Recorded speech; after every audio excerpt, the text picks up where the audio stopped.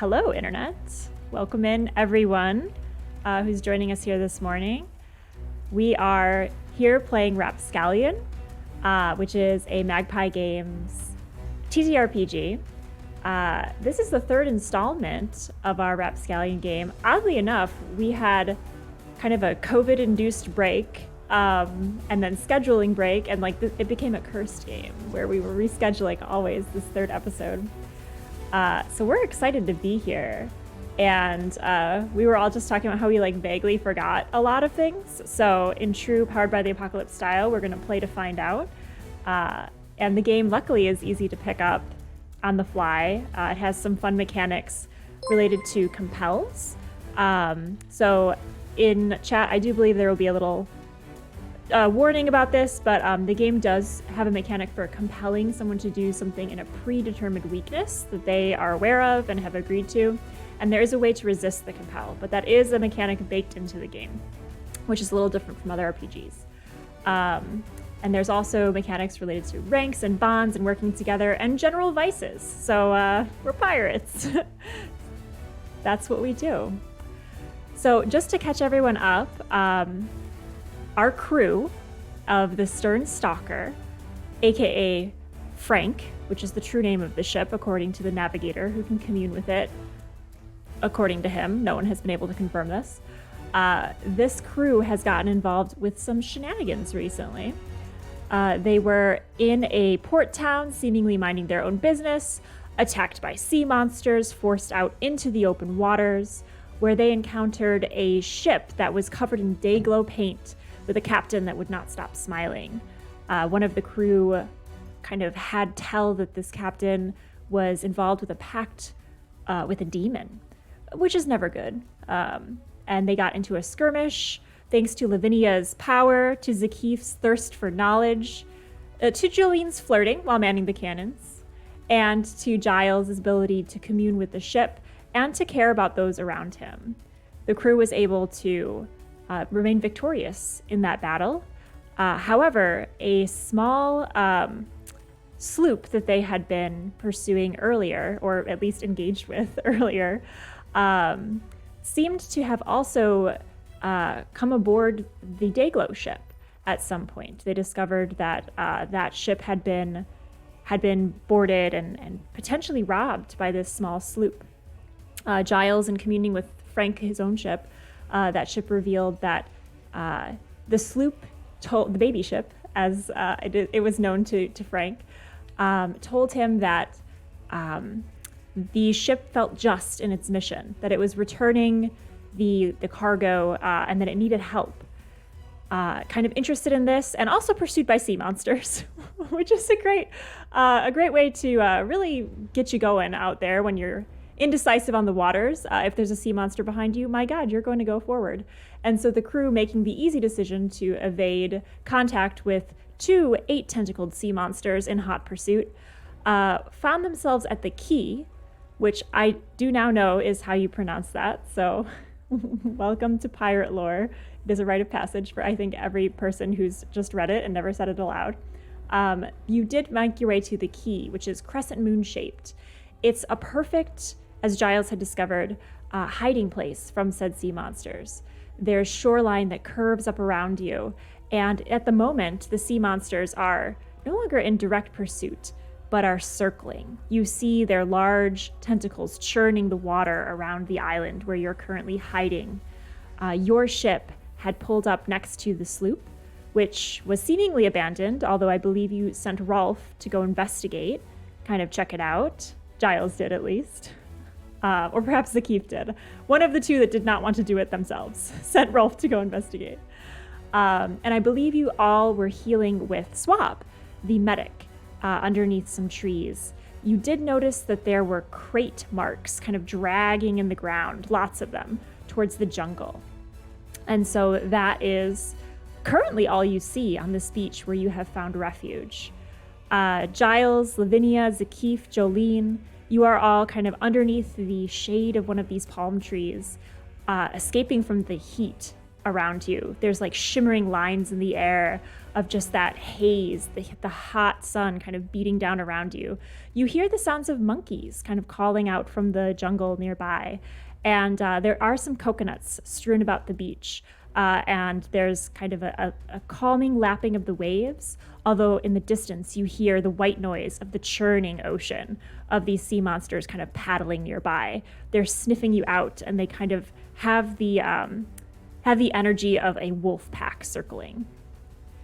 Crew of the Stern Stalker, although it has been some time in real life since we have played together, for your characters, it has been but a moment.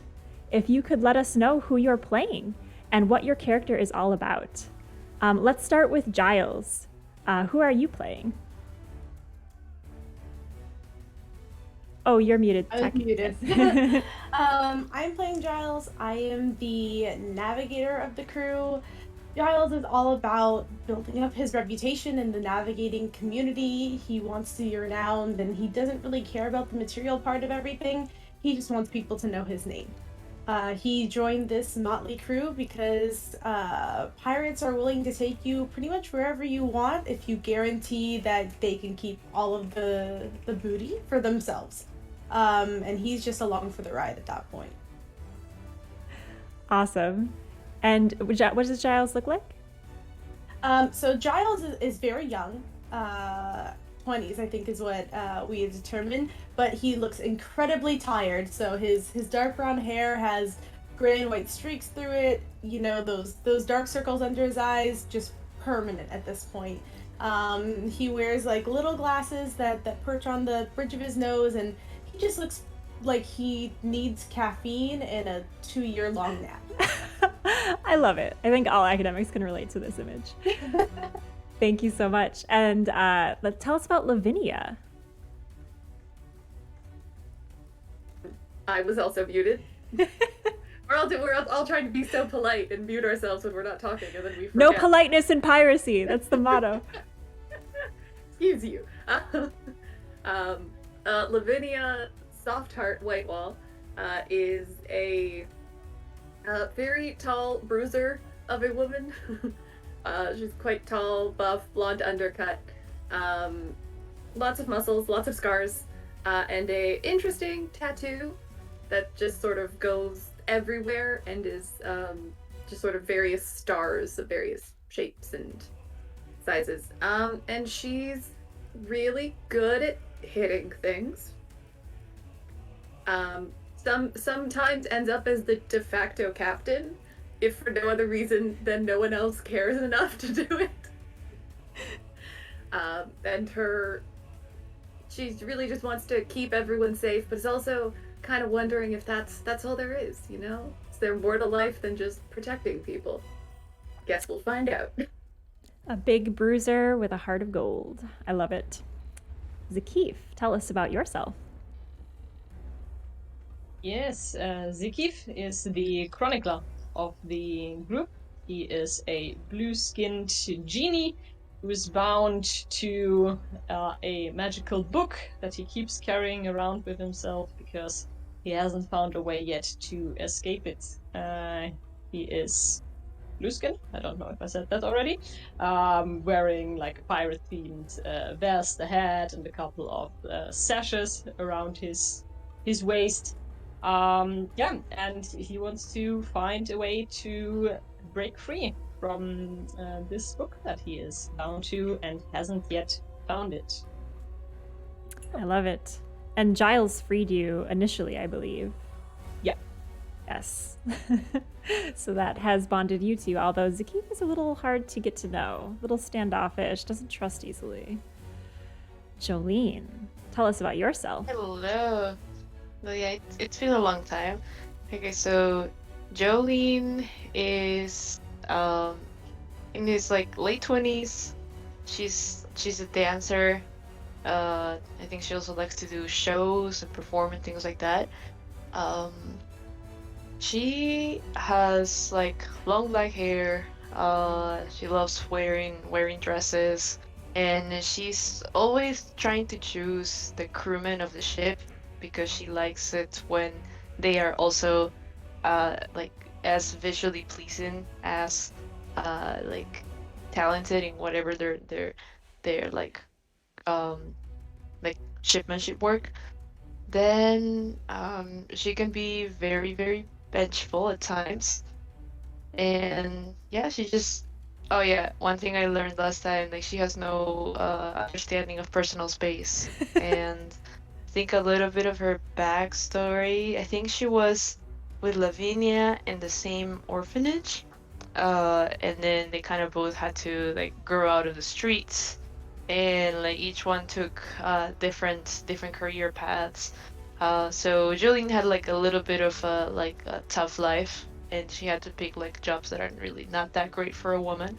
And now I think she's reached like a state of independence, and now she's on the ship Awesome. looking for gold. Gold and aesthetically pleasing crew members.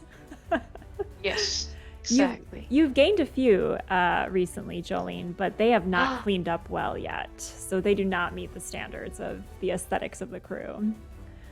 Yeah, no, that's okay. That's okay. It's alright. As long as there's a couple of the originals, it's all good. So, crew of the Stern Stalker, as you are being tended by Swab under this cooling tree in the shade, your wounds healing thanks to Swab's attention to you. You each have your own healing kit with like specialized ways of getting you to sit still. So it's appealing to your illiteracy for some of you. Many of them have pictures on the bottles. Looking at you, Lavinia. And Zakif and Giles, your kits are very explanatory. All of the lists of ingredients are kind of listed on the bottle. And Jolene, I think it's the equivalent of like a pinup, like just like pictures of like sexy people or like on the bottles, like this one makes you feel better, like this guy. And it's like just a portrait of like a dashing young man on the label. So Swab has long figured out how to get you guys to sit still for medical attending. Swab, sprightly, small, bright red hair, freckles, kind of stands up, stretches. Well, think you're all mended up. Looks like Ralph's on his way back from the sloop and he's not dead, so that's a good sign.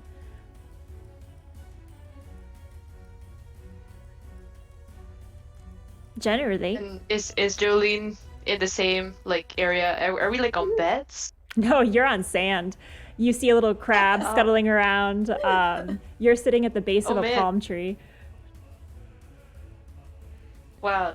I mean, and that's our healer, right? Yes, this is Swab, the small sprightly healer that has been popping up from the bottom of your ship throughout your battles, just kind of like, is anyone blading?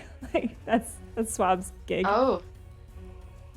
Jolene will be like, oh wow, how long have I been out? Like, I feel like who are you again? Oh wait, okay. Swab. I'm Swab. I'm the right. one that's been taking care of you for most of your time on the ship. You don't recognize his face? And she gives you like a really just like grimace look, like, ooh. Okay. Now I do you little charming thing. Yeah. No. Okay. Do you have any hard liquor? Anything just to wake up properly from this? Oh, of course. That's in your kit. She pulls open your medical bag further, and underneath all of the bottles and potions and ointments, there's just stack after stack of like little rum bottles that have been collected throughout the journey. And she pops one over to you just as Ralph approaches. Ralph, again, is the very charismatic, dashing cover of the romance novel type. And as he strides over to you all, the wind picks up and like blows his hair back and ruffles he's got one of those little V-neck shirts and it has the crisscross strings and it kind of like pulls it open in like a very strange way that goes against gravity, and you can like see a little bit more of his chest bared, and he's like, oh, well, I checked the sloop and it's empty. It seems like they must have disembarked with some of the crates cargo. There's lots of evidence of scrape marks along the wood, and they have a big plank kind of down to the sand, so I'm guessing that they offloaded. Yes. Can you massage my calves? They're kind of tight. Oh, of course. I can't walk. Let's see. Let's make you do a roll. Let's kick us off with a roll. What a frothy way to start this I know, session. super frothy. Oh my goodness. I was gonna be practical, but this is much No, better. it got sexy real quick. I like it. Let's Pirates, I do, promise. let's do parlay. Can you roll parlay using your polish stat, Jolene? Okay, so it's my computer is going. So what was the key again? I think it's So- exclamation.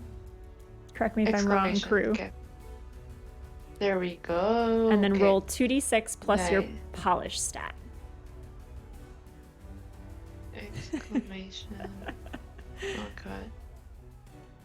That's a fun, what- spicy way to I kick know, what a everything off. difference. Like 2 months makes, we're like, yeah, we're pirates, we fight, and then like we come back 2 months later, we're like, let's just be the other pirate. We're just gonna do some Bridgerton pirate things. It's all good. To be fair, Jolene's back, so I feel like That's true. that's a The big thing. frothiness increases by the fact that she's here. Oh, I found it. Okay, so I just have to be like exclamation mark roll 2d6 Mhm. plus 1. Total 12. Whoa! That is a You're roll. getting the calf massage of your life. Yeah. Pikachu massage. So they Plus take you up on the strengthening. offer. You because you rolled so high though. It's essentially like, I know you played D&D, so it's like a nat 20 of a roll. So what's something Oh. extra that you'd also like Rolf to do because you've convinced him? You beneath this tree, like just put some nicely placed boulders in front of this Would area. you like some privacy?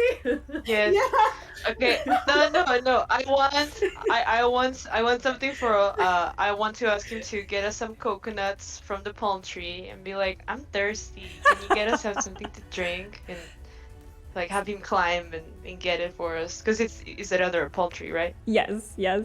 So Okay, yeah. Ralph does this. He like warms up his hands and he's like, of course, you've been fighting hard. And you do notice that Lavinia had to take like a dip in the water because she was so covered in blood and like bruises from this fight. Zakif The had blood was been mostly other people's. Yes. To be honest. To be fair. Be fair. Zakif and Giles had been through mostly emotional trauma, fighting with their own version of social strife, and kind of Zakif resisting compels from an arcane knowledge that he then had to destroy. In reality, Jolene had been flirting with Ryu by the cannons for most of the battle, but in Ralph's view, she had been working very hard. So you see him begin to climb up this palm tree, and he does it in the style where he like wraps his legs around it and then just kind of like shimmies himself up the palm and begins shaking the coconuts down. While this is happening and like a refreshing rain of coconuts begins to fall all around you all, Giles, Lavinia, and Zakif, what is your character up to, and what is their intention after having escaped from a very intense battle? And you see kind of your quarry that Giles has pointed out, maybe a friend, potentially, definitely has access to some of the books that you saw earlier, Zakif. What are you guys thinking about? Lavinia is being very practical, and since we have beached the ship a little, she's gonna get the crew to start on some ship repairs using all of the salvage we took from the ship we broke. Yes. So your ship begins to look a little bit more festive as some of the Dayglow stained wood that had been taken off the other ship is now attached into Frank. Frank was a bit of a Frankenstein, I must say, from even before that. So the wood had been very from different species, from different ships, very different colors. It was never quite pristine, but now it looks even more obviously cobbled together. But she is seaworthy as the crew begins to do those repairs. Is this at like the Theseus' ship level at one point that we've replaced all of the parts? What is left that is original Frank? If anyone were to know that, it would be Giles in communing with Frank directly. I don't know that. I should ask. It occurred to Where me is- now to ask. Where is the Frank? Where is Frank Where's Frank? Is there stored, like one essence part? stored in the ship? Like, is it We're like the we can't figurehead use this. or like the main Maybe. mast?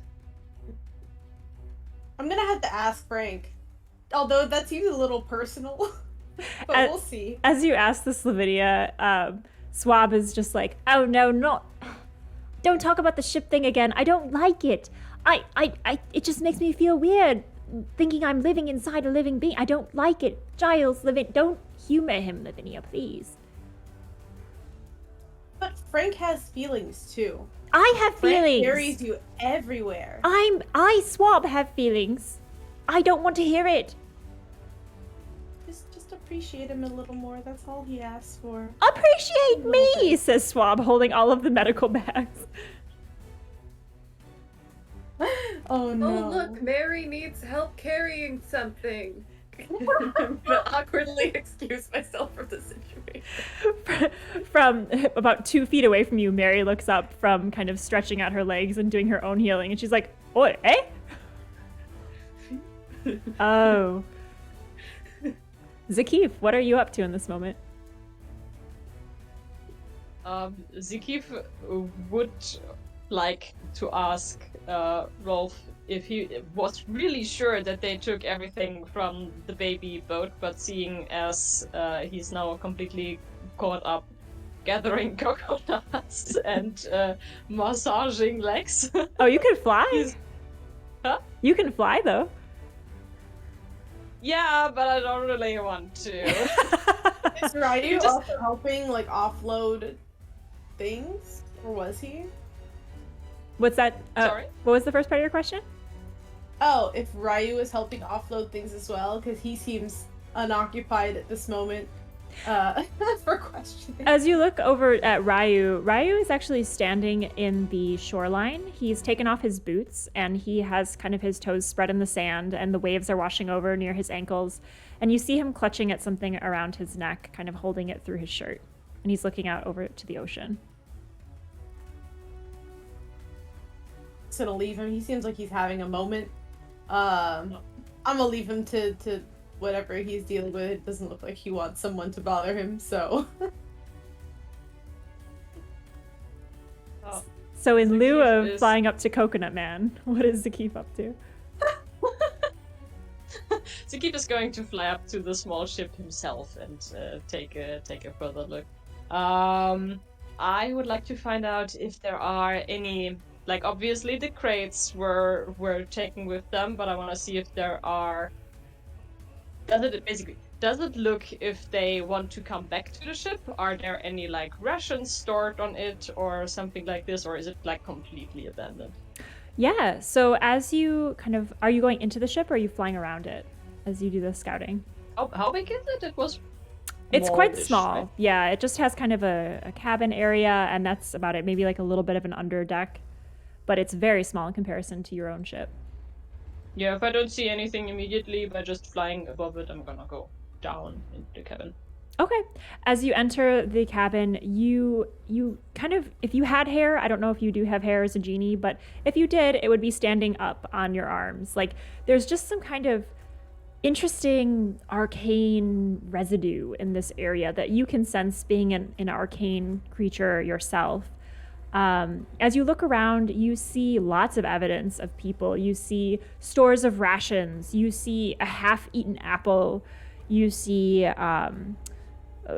bedding and clothing in a hammock that's still kind of swinging as the ship rocks gently in the waves.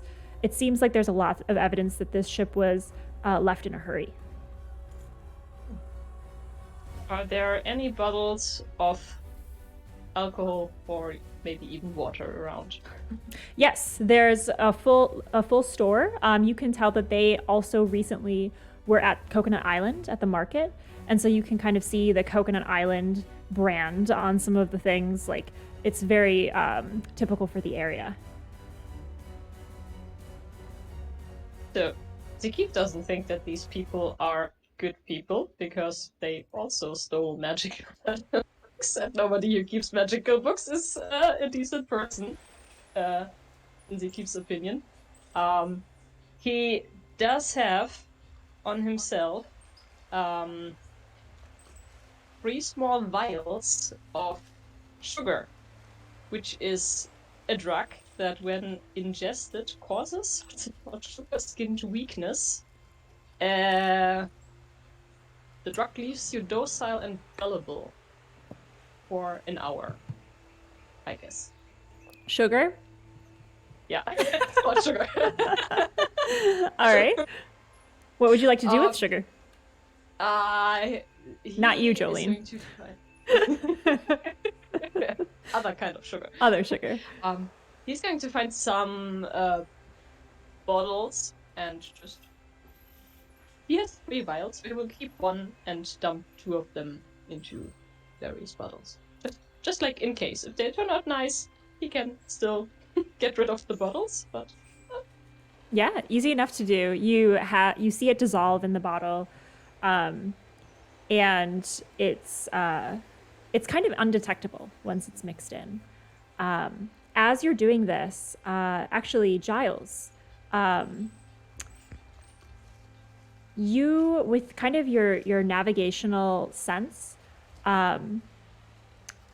you know that this island would be positioned to have kind of the full brunt of the hot day sun, which indeed you are feeling. But you do notice that kind of in the distance, off to the southernmost part of the island, you begin to see kind of darkness spreading as though the sun has set. But the sun is blasting overhead from where you are. But you're noticing that the sun patterns are definitely not where they should be on the southernmost part of the island.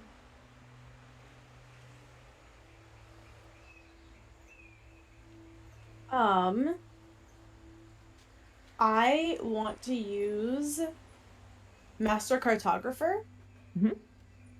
So whenever I enter new lands, I roll plus vinegar. If it's a success, you've created a map of this area before and it's in your kit. Plus 1d to navigate. On a 10 plus, describe an area or an NPC who lives here, and the fates decide where it is. On a 6 or below, state 2 facts about this place, and the fates choose privately which is a lie and which is a truth. Ooh, I love it. Roll it, please. Oh, yes, it's with my vinegar, which is plus 0. That's fine. Maybe Dicebot is better with you guys today. We already got a 12, I think. Maybe. I feel like maybe Dicebot's like, nah, I already worked too hard on that first roll. On the massage roll. 7. Barely. It was a good massage. It's a 7. It doesn't say what happens. I guess it's a success. Because it says what happens on 10 plus and what's on 6 below, so I guess like nothing. Yeah. If it's a hit, that I have the map. It's a 7 plus is a hit. So you're using Master Cartographer? Yes. Okay, so you have created a map of the area before. And you have it in your kit. So that is the only benefit you reap from that, to my reading. Does that jive with your understanding of it as well? Yes. So you'll have a +1 dice to navigate to this place again, or to traverse the island. Is there a roll for, or a move for navigating? I forgot. With your ship. No, is the navigator. Yeah, with your ship. Okay. Clear. Yep. Okay, neat. I'm gonna pull out that map and see if there's any landmarks or anything with respect to the not driving with how things should be going in the physical world, darkness. As you look at the map of this island and you recall your own kind of scouting of it and your own mapping of it, everything seems quite on the up and up. Like, you can't see any anomalies or any points of interest. You didn't make any notes to yourself, and you're pretty thorough with things like that. Whenever you were here last, there was nothing of interest that could cause something like this. Charles is gonna be like, that checks out, and just he's just gonna like mark like a little dark cloud around that area, because like at his root he's a scientist. He's just observing. He's like, okay, that's a thing that I maybe didn't notice before. Here's a dark cloud. Carries on with his day. Do you point it out to anyone? I think if anyone, I would point it out to Zakif and be like, hey, look at this new thing that I found that I charted on our map. Look at it. I'm Zakif, so excited. as you're drugging the alcohol in the water on the boat, you hear Giles yelling and holding a map and like pointing excitedly. Zakif, look at the thing. Um, Jolene, you are getting the foot massage of your life. Like Rolf has, after like putting the coconuts down all around you guys, it's actually, if you looked Oh from my a God. bird's eye view, the coconuts have fallen into the shape of a heart that's surrounding the area where you guys are. And he has dismounted from the tree, like boom, landed on his feet, both boots heavy in the sand in front of you, and kind of kneels in front of you, much like a chivalric knight. And he's like, Jolene, let me help with that. And he's just giving you like a really intense foot massage as Swab is just sitting there like, I don't understand this crew sometimes. Y'all are the main characters of this novel. We're just in the background doing action stuff. Like, I mean, you can come in and get some of the action too, but I'm good. Thank you so much. okay. Thank you for the offer. But Jolene is definitely. I think she's just enjoying life. And she's like just trying to remember where they are, and I guess she's thinking like, okay, we need to fix this ship so we can actually go out there and find more gold to repay this and for everyone to be, you know, to at least have what they want to. And then she's like, oh wait, but I guess not everyone wants gold. So why are they here? And she'll just like kind of like start thinking and be like, okay, all right, okay, that's here for knowledge. Um, Lavinia is here to kick ass, and she's just like thinking about everything. But yeah, no, she'll enjoy that massage. As you're thinking about everyone's purpose and kind of what brings them to this journey with you, the last person you think about is Lavinia, and you remember your time growing up together on kind of the orphanage island where your sets of parents had left you to kind of grow up amongst other pirating children, because the pirates were sailing the seven seas and the children could take care of themselves as long as they were together. And you have that moment of togetherness as you look over to Lavinia, who's always been there to protect you. And you do wonder what drives her and what is she looking for. And you have that moment of wondering. You all notice by this point that the dark cloud that Giles has marked on his map is apparent to all of you as it moves closer over the island and begins to block out the sun that's streaming and was once so hot overhead. The shade of the tree blends in with the shade of the ground all around you, as there is no more sun to be seen on this island. And is this like, so is it literally like a cloud has just sort of formed in the cloudless sky and then just like moved over? It's almost Or like is this like, it's like a sheet of clouds. You know, on an overcast day where you can't quite tell any distinction of a cloud Yeah. versus the sky, it's just like a sheet of kind of gray blankness above you. And you feel like you're on a set of like a movie because Yeah, with how there's no perspective. with how quickly it moved in, and yes, how it has equalized all the shadows, everything becomes a little bit grayscale.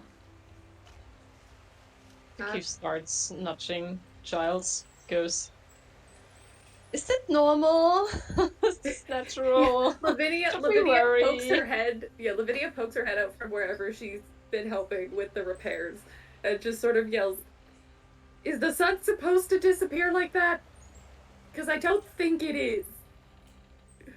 Josh would be like, no, but it's really neat. And I'm just like taking notes. Just useless. Just very excited to be a part of everything.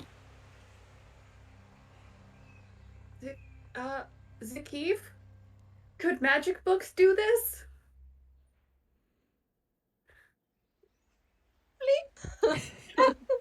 We did send a giant beacon into the sky when we destroyed the other book, so maybe?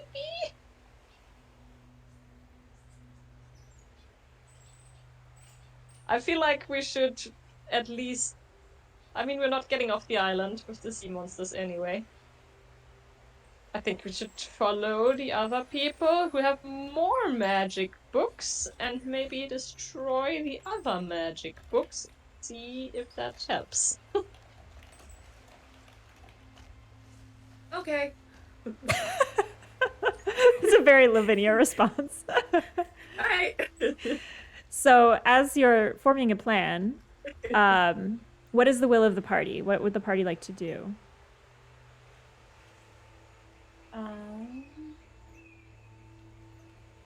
How long are we going to be in this location? Until we repair the ship and sail past the sea monsters. Oh. Yes. If I roll twist fate on a hit and I choose the weather, the wind, or the tides change, how do they help? Does that refer specifically to the physical weather, or is it a No, metaphor? it's a metaphor. So if you get control of the twist fate move, because it's a success gives you control of it. A failure gives me control of it. So yes, you can then twist the fate of your situation. Okay. So when it said weather, I'm like the real weather, like the cloud. I mean, Or- I'm okay with the tides changing being a little bit metaphorical, but I think it could also be weather related, and you kind of make that happen to your advantage in the situation. Okay, I'm just curious. But I'm okay with it being a little bit of a Deus Ex Machina within reason. No, I was just curious in case that's something that we might need at some point. Yeah, twist fate is a power move. Would you like to? Do you have an idea for it? No, I was just thinking in terms of like, what do I have other than an astrolabe and a map that I can help with? You have the very fates itself. So crew.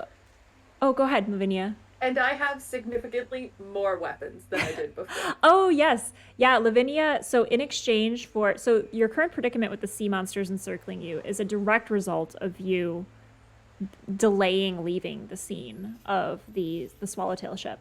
So the sea monsters are here because you delayed. However, because of that delay, you have weapons, you have gear. I've given Lavinia a whole list of things that you have at your disposal. Crew of the Stern Stalker, what would you like to do?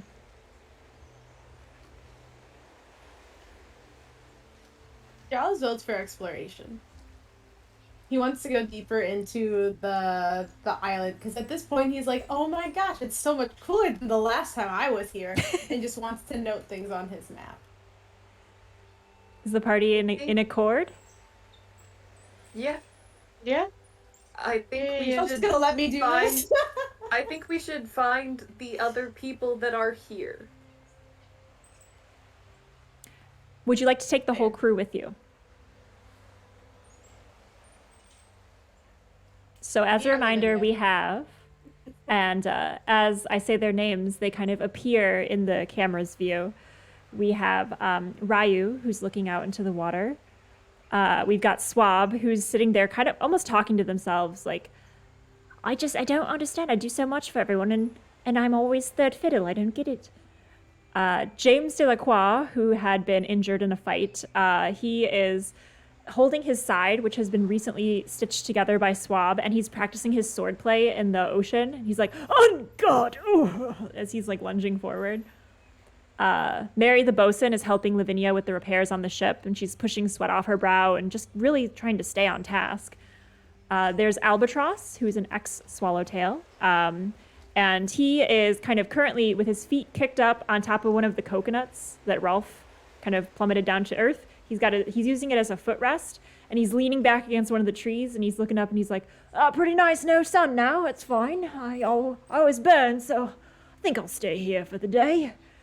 And Penley, who's the more timid ex-Swallowtail, still has the blanket wrapped around him, and he's kind of like still shivering, even though it's pretty warm out, and he's looking around, and he's like, oh, what, let me know if I need to do anything, Captain. And he's addressing all of you collectively as Captain. So those are your crew. He gets it. He caught on quicker than Albatross did. So which of them would you like to take with you on your expedition? Um, Oh, and Ralph, who's giving a really killer foot massage. I want to take Penley because I identify with him. He seems cool. I'm gonna take him with me. Whether or not that's a wise choice to have probably the two lankiest, cowardly people in the crew to go ahead and do an exploration thing, probably not the best idea, but You have Giles officially is adopted this excited. NPC. He's yours. I have officially adopted the NPC. I gave him a blanket. That means that he is my buddy. That's all that needs to happen. Any other crew you'd like to Yeah, come? Jolene comes too. You're gonna abandon Rolf in your fantastic foot massage?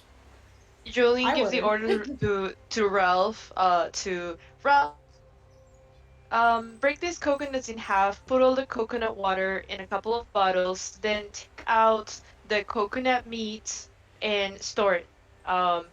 Okay. Thank you. See ya. Ralph kind of stands up and looks over at Mary for permission because Mary's kind of the de facto captain. And Mary looks back over at him. She has nails in her mouth and she's got a hammer and she's like holding onto a plank of wood and she's like, "Oh, fine with me. Oh, it's okay." You can like barely understand her. And he's like, "Oh, I think that's fine. Yes, of course, Jolene. I'll be here doing that. And it'll be ready when you get back from your expedition. Be careful out there." All right. Thank you. You did a good job. Bye. No, you did a Then good job She too. walks past. Yeah. He kind of looks Thanks. around at all the coconuts on the ground and looks at his hands, which had recently been holding your feet, and then just immediately starts like handling the coconuts, wringing the milk out, using the same hands that he had just been holding your feet with. It's a pirate's life, man. All right, so Love you're that, just yeah. bringing Penley. That's it. Well, I take Ryu with us as well. Unless anyone else wants to come, I feel like Giles isn't thinking. Giles is like, this is more than I've had on my map, and I've seen other people's maps of this place, and they don't have this stuff, so I need to be the one to write it down first. So he's not exactly thinking with the abstract science brain that's trying to keep him safe. He's thinking with the abstract science brain that's trying to get published. So Penley, Ryu, and the core crew of the Stern Stalker, the four of you, head off into the jungle. Are you is your intent to find the people, I guess? Is that the main intent of your journey? All right. Not for Giles, but for everyone else, I'm assuming, yes. That is the intent that the rest of us will be subtly nudging Giles to navigate towards. Okay. I think like pointing out like, ooh, look! What are those footprints? How do you think those got here? It's like, oh, look at these broken branches. Do you think that was an animal? Oh my goodness. This journey and dialogue takes about an hour. As you're walking through the jungle, you hear just the noises of wildlife around you. Although you do notice that where it was kind of the screaming calls of macaws and monkeys kind of making their noises in the trees earlier in the sunshine, now that the darkness has come, everything seems a little bit more muted. However, you do still hear the churning water around the island, and you know that those sea monsters have not given up their quarry.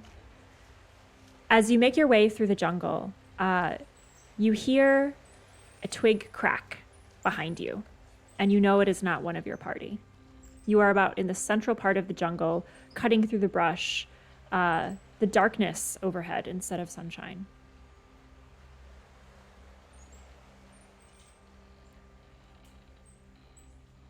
What do you do?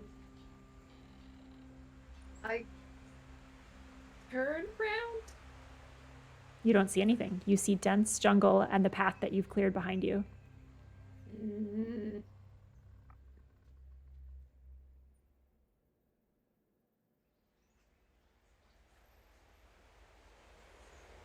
Giles,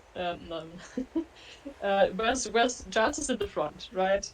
The keep kind of freezes up and then floats into the middle of the group and then says, "Okay, should move along."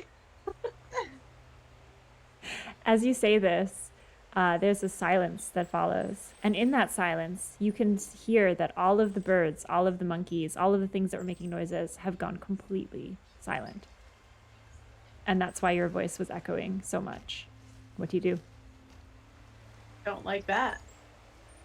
Don't like that.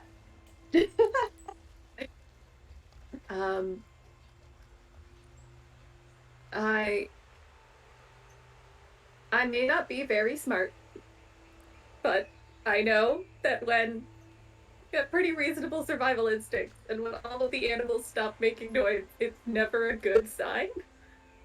So I am going to draw my new rapier with one hand and then have my new pepper box in the other. I got 3 new weapons, guys. I'm so excited. One of them I don't want to use in the middle of a dense jungle forest, though. Still there. Jolene, what do you do in this moment of silence? Eerie silence. Yeah, it's very eerie. Is there like a tree she can climb on? Yeah, absolutely. There. Do you climb up? Okay, so yes, she climbs up and she gets her her flintlock. It's like a gun, like a pirate gun, and she'll just be like chilling from the tree, just like ready to shoot like a sniper. From your position in the tree, about 5-7 feet or so from the position of your party, you can see 2 dark, shadowy humanoid figures in the brush nearby, about where you heard the stick snap. But you're able to clock their position. Is it 5 feet away? So on the ground, it's like 7 feet away from the party. But from your perch, you can kind of see them in the distance. So I think Jolene will take advantage that she and Lavinia may have had like an understood like language of sounds. So she'll try to do like cuckoo, cuckoo, something like that to Lavinia to say like two bad people, because that's maybe something they used to communicate. Just that if she's on the ground.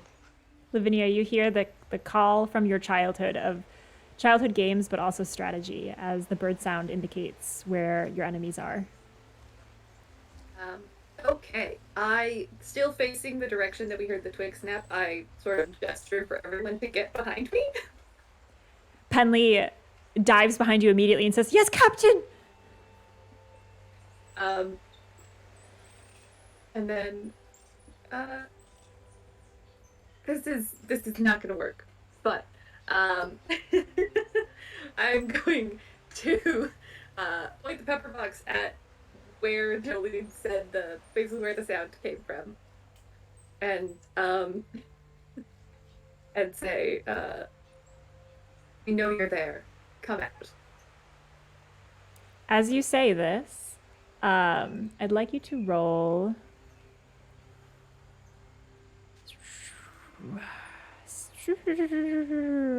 Would it be a size up? Or parlay? Parlay. Can you roll parlay for me, please? I can. That is polish, yes? Yes. Shit, that's a 10. Nice.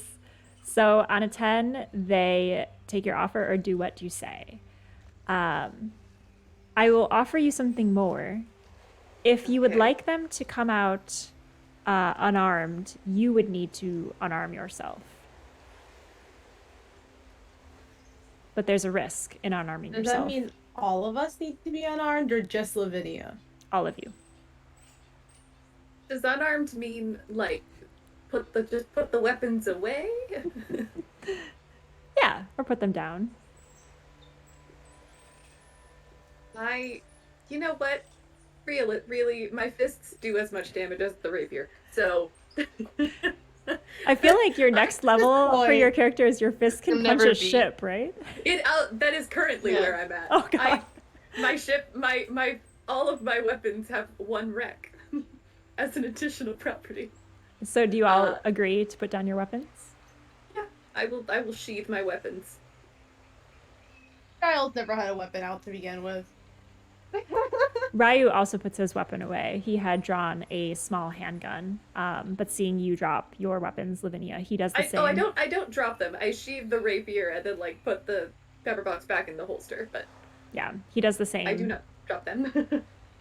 He also kind of glances around for Jolene to see if she's seeing this, but can't make you out in the trees. But does like a big show of like putting his weapon away.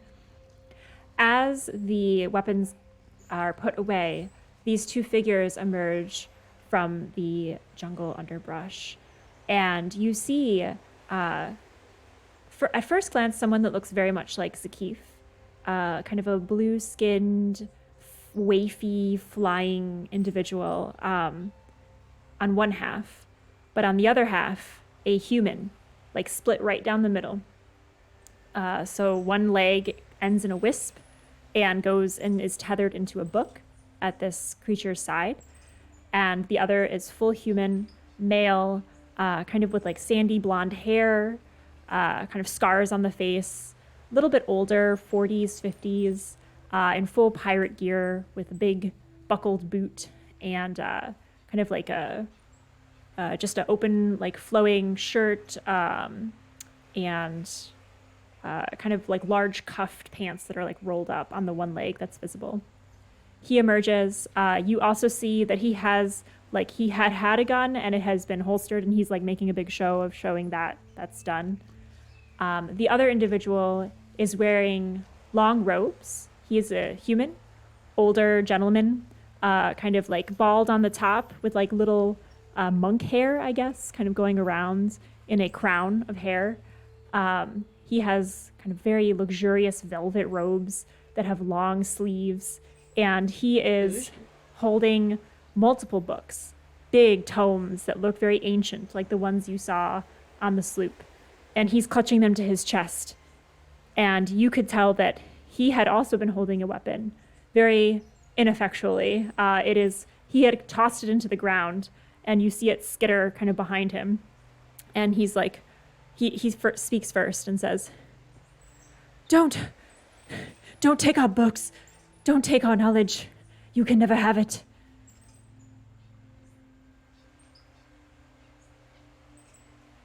What do you do? Is it, can we tell, like, I guess, how dense is the, like, canopy where we are? Like, can we still clearly see that, like, there's these weird clouds in the sky? Yes. Versus we would have been able to tell if it was sunny?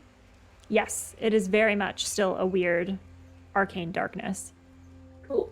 But just that, like, it's if I was to point upward and say, was that you, they'll probably get that I'm meaning the weird cloud nonsense. Oh, yeah. As your finger goes upwards. That is exactly what I do. Say, was that you? The older man is, like, fumbling with the books. No, I would never use these books. These are special knowledge, and if it falls into the wrong hands, then yes, something like this could happen. We are not the only ones that were carrying these tomes. We're not the only ones that were robbed. If you mean the swallowtails, you don't have to worry about them anymore. You took care of them. Thoroughly. Oh, wonderful. Wonderful. We represent, and in that moment, he locks eyes with you, Giles, and says, Giles? Do we know each other? As you look into this man's face, you see that he's a very older version of your old mentor from the Institute. His name is...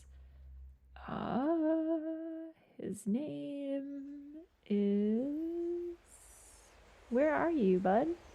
My mentor's name, or... Yeah. Okay. Where is this guy? His name is TBD, as he does have a name. We can give him a new name. That's We fine. could rename him. Runash. There we go. His name is Runesh, and he's a well-known Runesh. scholar in this area. But he was your mentor, Giles, and it has been some time since you've seen him, but you did not think he would look this old. It took you quite a minute to recognize him. I'm gonna like stare at him for a second because clearly I'm having a time. Trying to recognize. Is he a professor? I'm guessing Professor Runesh? Yeah. He was a head scholar. Okay. When it finally clicks to me that like that is my mentor, I'm like, Professor Runesh, did you also see the weird cloud formations? Are you here to document those movements? And I'm trying to show him my map and be like, look at what I found so far. Let's compare notes. Because Giles is just so excited to be able to show what he's found so far, but also he's a little disappointed in case like his mentor's already seen all of this and he's showing him something he already knows. But he's hoping that he has. You see this professor, this scholar, reach inside his robes, and Jolene, from your perch up above, you do see him reach down into his robes, and you don't really know what's going on, but you see that perhaps he's like moving for a weapon from your vantage point. What do you do?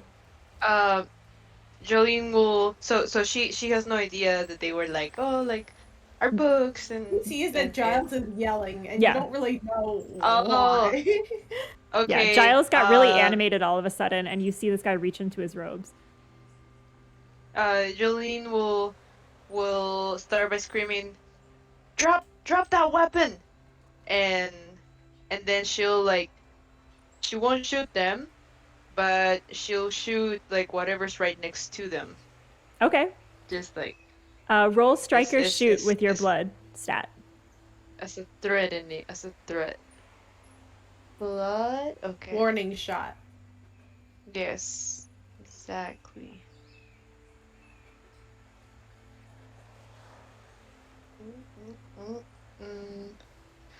-1. Oh. Oh. There we go.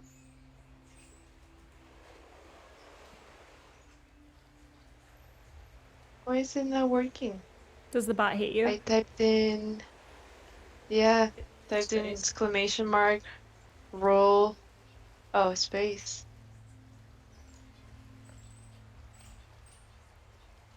Awesome. 8. Nice. On an 8, you do fire off the warning shot successfully, and it strikes into the ground at his feet. You could either trade blows, stumble, or put yourself in a bad position because it's a partial success. What do you choose? If I come down from the tree, is that putting myself in a bad position? Or what is a blow? That would be harm. A what? Harm, like physical harm. Oh, okay. Jolene falls. Okay. The So, tree. you stumble, or I guess, yes, you stumble Yeah. and also receive harm. As you fire off this warning shot, it looks really cool. Ryu looks up at you and like nods appreciatively, and then follows the vision of you as you stumble and fall out of the tree from the blowback from this weapon. And you hit the ground and you take a little tumble. You will take 1 harm as you kind of land hard on your elbow, and you kind of feel that pain, that sickening pain, travel up the arm into your shoulder. If What she health? if Lavinia sees this happening, she will use her magic tattoo to take that harm. Oh, wow. So as Jolene hits the ground and you feel that pain, Lavinia's tattoo flares up. And Lavinia, go ahead and mark that harm instead. Jolene, you do not need to mark it. As you feel a similar pain kind of riding up your arm, Lavinia, from no injury of your own. Just sort of her arm Lavinia! just sort of twitches a bit. Yeah. And Jolene knows that, right? Yes, you would have known Yeah, about this, I think. Just, like, Lavina, you were supposed to just laugh at me, not take the hit. Look, that's such a look. That's just a really, it's a really dumb way to get hurt, and I feel like It's not like no. As Lavinia is Okay. contemplating her own protective nature, in this moment, a few things happen. The bullet hits the dirt. Little dust cloud flies up as a warning shot. As the Professor Runash has reached into his jacket, he starts and stumbles backwards, withdrawing his hand from the robes, and pulls out a giant pair of glasses, comically oversized. They're like about half his face. And you see him kind of like stumble backwards. That was what he was withdrawing from his sash. The other individual, the half human, half genie, you can see has these also the scare, the startle from this warning shot.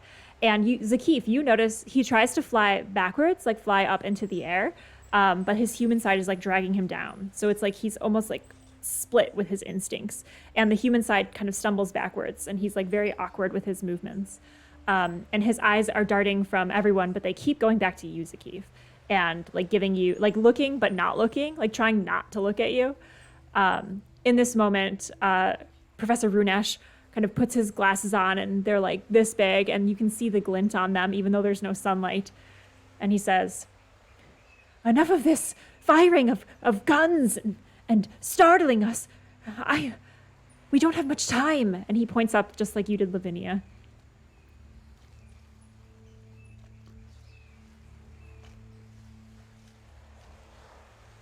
So you didn't do that, but you know what did? I don't know who did, but I certainly know what did. Our institute was robbed by brigands, and we chased down one of the ships, but the other one has just as powerful tomes, and well, you've helped us in some way, but we don't have all of the powerful items back.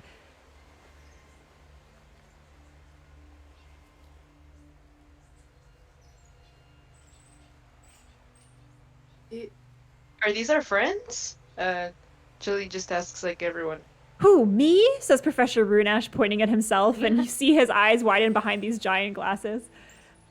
The half genie, half person has not said a word, actually. And you see him kind of like standing behind the professor, a little bit floaty, a little bit solid, but just kind of like rocking to keep the floating part aloft. Ryu looks at you, Jolene, and says, "You tell me."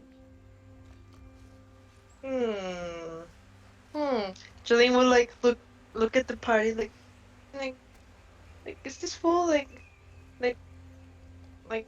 is he safe? Giles knows him. I'm just talking the whole time. This is happening, and I'm just like excitedly chattering away until I realize that like shots have been fired, threatening things are happening, and I'm just like, why are we fighting? I don't know.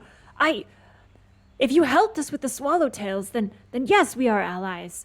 I thought you were trying to steal these books again. I cannot lose these books again.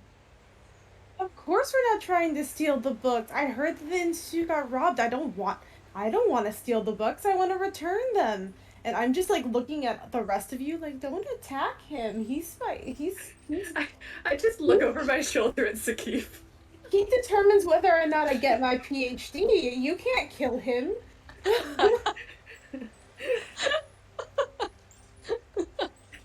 The head of your thesis committee. Yeah. I need him to proofread these several versions. You can't let him die. Runash kind of adjusts the glasses a little bit, and he's like, "On that note, I haven't seen a draft from you in years, Giles." Well, there's good reason for all of the research that I'm doing. But I'm saving you, so it should be okay. And you'll get a draft after we've escaped whatever this situation is. The situation is difficult. I may need that draft sooner than later because I don't have much time left. And he coughs, and it's like one of those old man rattling coughs, and you just notice his skin has like liver spots and is like wrinkly, and this was not an old man the last time you saw him. Giles panics because Giles does not have an updated draft. Giles just like, well, I'll get right on that. While all of that talk is going on, Zakif would like to seize up that other genie question mark and see what that person thing is all Yes. about. Go ahead and roll size up with your vinegar stat, as they have been giving you sidelong glances. You return the favor. Oh, a 7. Nice. Okay. With a +2 already included. Okay. So you hold So- one. You can ask the following Yeah. questions. I'll put those in chat. And you get a whole 2. Or he gets a whole 2. I'm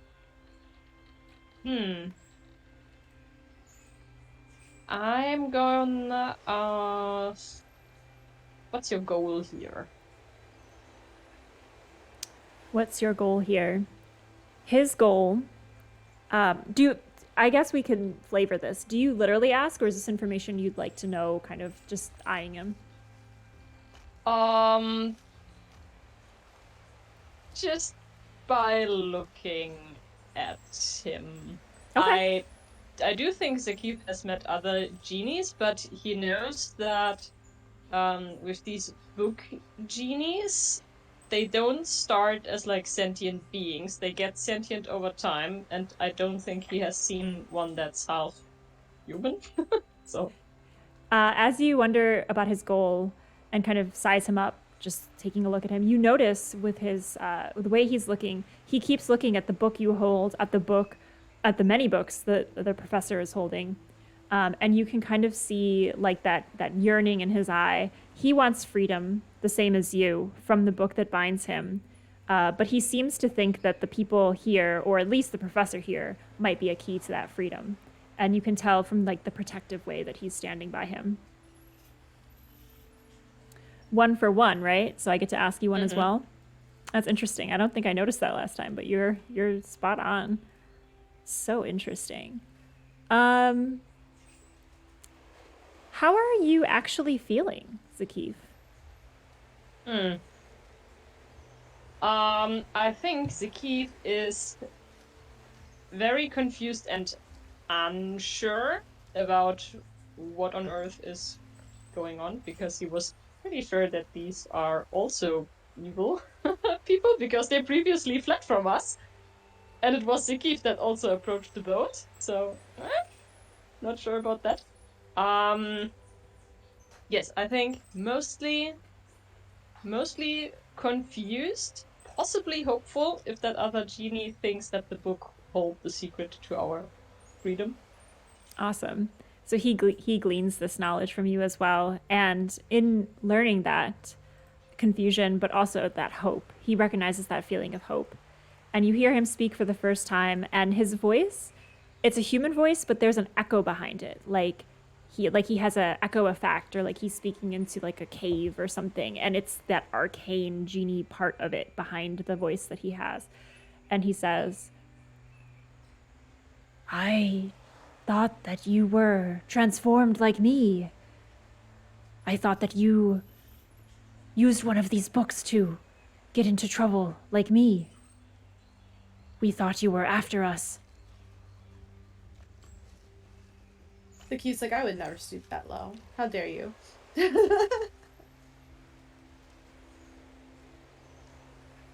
Oh, Elena, your mic.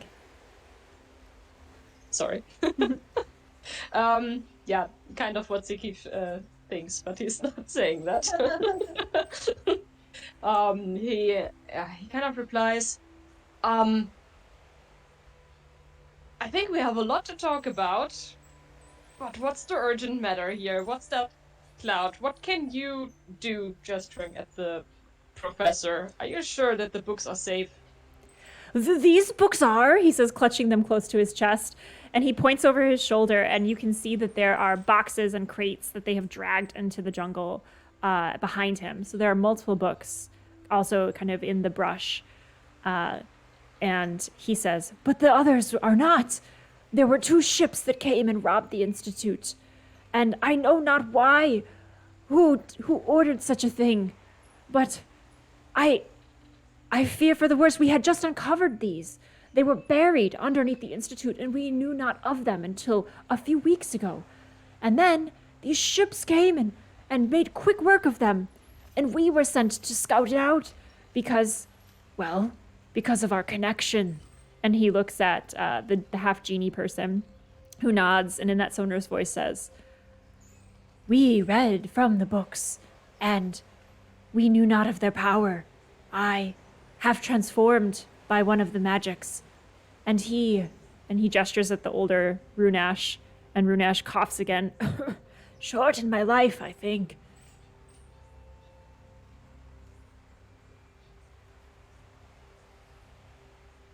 So is the other ship with the books here? If I knew that, I'd be chasing it. They went in different directions. But if we follow the source of that magic, we might find them. I also think they might find us. I saw a beacon in the sky.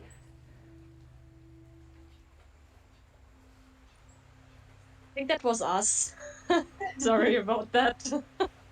Well, it might be a blessing if they come back for their quarry. Could the books, could they let them control sea monsters? Sea monsters. He thinks hard about this. Each book seems to be about binding or unleashing. That's why I read the book of unleashing. For my own research, I'm interested in genies and powers and how we can bring them forth safely into the world. But I suppose I unleashed my own mortal coil. I didn't really understand the runes that well. I shouldn't have read them out loud. That's my fault. That's not an answer. An answer? I tend to take a while to get to those. Research is what you need before answers, young lady. Giles understands, right, Giles? Giles, tell us about your research.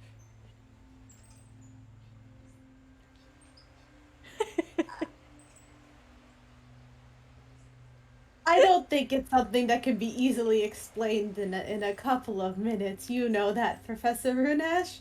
Oh, of That's course. something that can be so quickly simplified. Speaking of simplified, do you know who could have ordered the thieving of such knowledge from such a sacred place? So many people. So as Well, it was a the refresh, you guys do shark know. Yes. People, the shark. I don't know their name. The sharks. The what? The sharks. Sure. The sharks. The Oh, it's sharks. just that. Okay. Mhm. I raise my hand as if I'm like, I know the answer to this question. Please pick on me. Please pick me. Ah, yes, you there, Giles, he says, kind of squinting to see if it's your face that he's pointing at. It's the sharks. It's the sharks, Professor. The Giles sharks. is just eager, please. Jolene, as you hear this name of the sharks, you feel kind of like a cold ice run through your veins. It is the organization that is run by Pierre White, the man who made your life a personal hell for so long.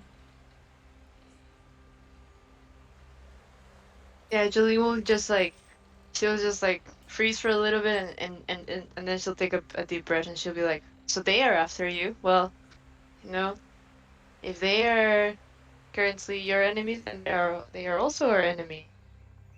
And where can we find them? Well, I feel a calling towards these books now that I've been corrupted by one of them, you see. So that's how we chase down the swallowtails. I suppose I could chase down where that darkness is coming from. It must be the books. But I'm afraid that we have, if that light was you, given ourselves away. So we must be hurried. We must hurry if we are to get ahead of what's coming for us. Our ship is broken.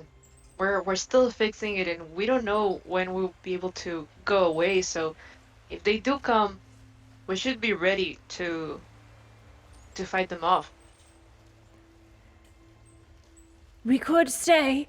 I think they would be coming to collect.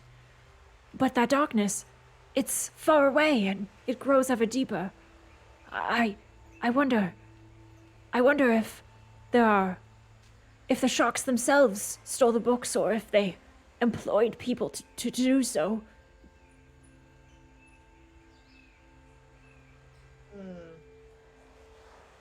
Either way, if we destroy that messenger, it'll send a message back to the sharks. Destruction! Oh, he clutches the books closer to his chest. I think I'll leave those matters to you. So, if we want to leave, there are currently 2 sea monsters circling the island. Oh. So that was why I was asking if the books could control them. Because if they can't... Is that what you asked? Yes. Because if the books can't, then we can stay here so long as the sea monsters are here. And if anyone tries to come and can't control the sea monsters, they'll probably get eaten. Interesting.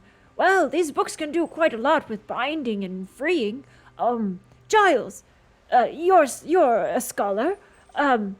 Take a look and help me. Just be careful. They're very powerful, but some of these could perhaps bind the monster if you're willing to give it a try. The way that Giles has been faking his way through academia, though. I'm trying to think, like, what would be a good role for this. What is your intention? My intention is to accurately read this, despite the fact that Giles is, at best, has a preliminary knowledge of what's happening. Okay. So I will present 2 choices, 2 paths for the party at this juncture. You could attempt to use the books that were taken from below the Institute and were recovered by these scholars to bind the sea monsters and await those who are coming to chase down the light, because there is someone coming to chase down the light that you shone into the sky. That's an option.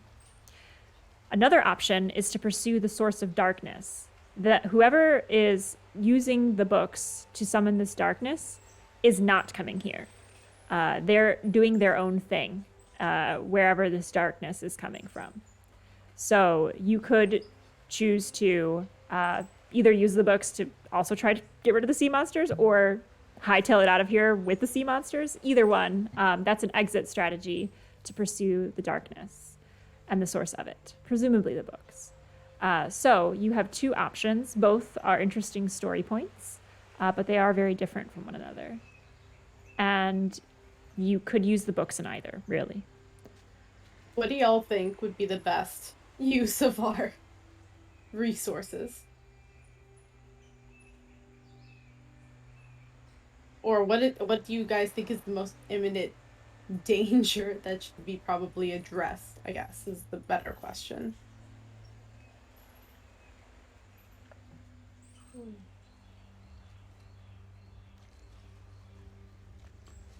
Jolene looks at Lavinia like,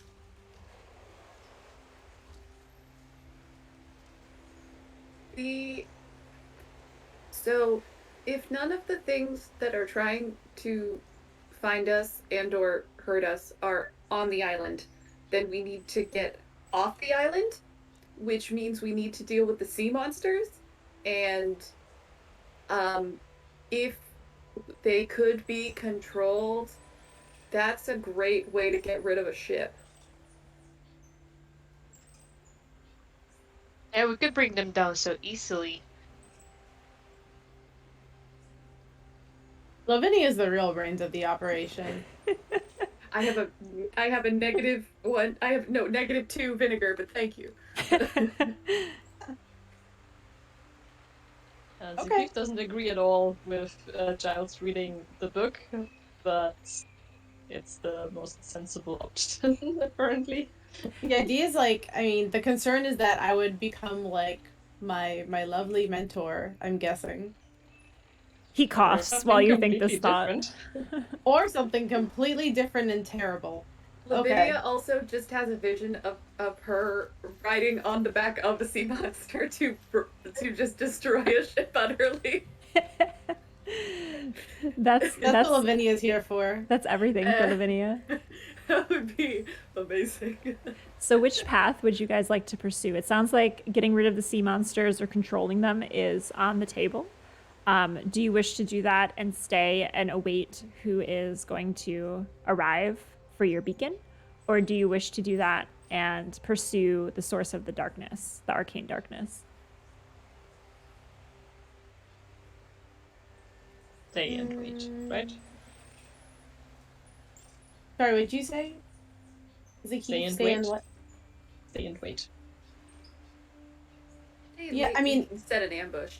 Either way, I have to read the books, right? I think that's the conclusion. Is either way, I've gotta do the bad. We could set an ambush with sea monsters.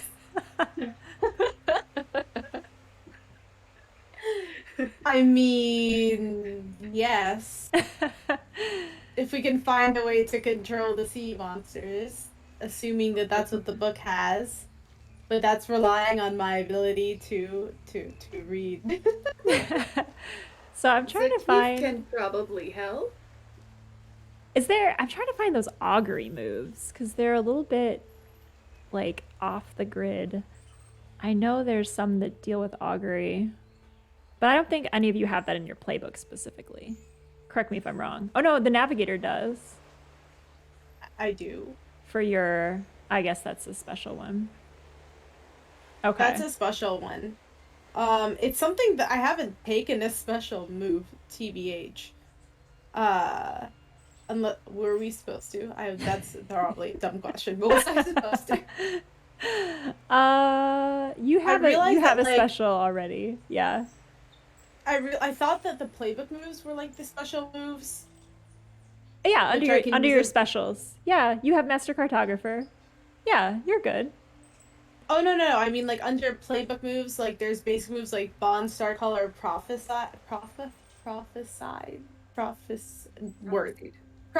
related things. Those are basic moves, and I thought they were special moves. So, there's other things I can do that I didn't realize until just now. Oh yes, I see. They're like additional basic moves for you. Yeah. Yeah. Yep. So advanced moves are something completely different. That's correct. Which you get one of.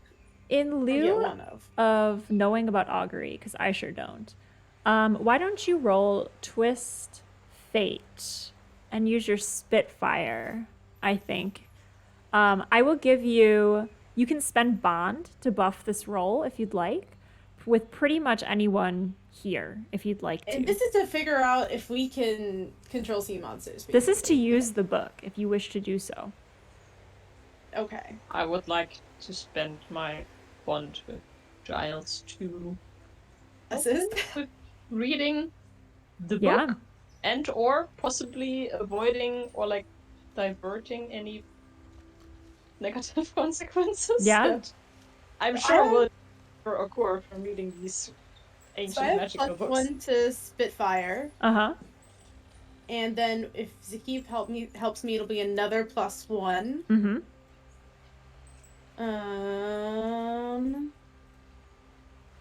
So go ahead and spend that bond, Zikif.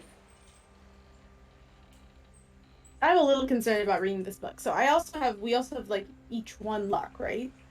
Yes, though luck adds +1 forward, you must spend it before rolling. So you can do that. Okay. So what I can do instead is I can use my Star Collar, since we're underneath Spring Constellations, and use the Standing God Constellation to twist fate. And so whenever I wish to bless a crewmate or herself, spend X luck to call upon an available constellation of the current season. If that crewmate attempts the constellation's associated move anytime before sunrise, they take +X dice. And that's a buff for someone else? It's for if I wish to bless a crewmate or myself. Oh, then yeah, you can go ahead and use I that. can spend my luck to also add another die. Awesome. Because I'm concerned. Awesome. And yeah, I would like you to roll for this. I know you can use luck to like auto approve Twist Fate, but this is like in lieu of augury, which I can't find on the fly. Okay. We're just gonna. So with the extra dice, would it be mod rolling it. 3d6 Yep. plus 2? Yep. Or is it dice that you roll the 3 and you pick the 2 highest? I forgot what the specific mechanic is for Rapscallion. From your constellation, if you're adding a die, you will roll 3 dice and pick the 2 highest. And then Okay, you'll add so the let buffs me- to that. Let me roll 3d6, and then from that, I'll add the plus 2. Okay. So as So this is 3d6. happening, Giles is sitting down with these tomes. He crates, like opens up one of the crates. Dust kind of goes everywhere. It's like golden and like sparkly. Penley is scared, and you can see him back up and like holds the blanket closer around him. Ryu looks to you, Jolene and Lavinia, and he again like moves his hand to his pistol, and he's like ready for any kind of danger or shenanigans.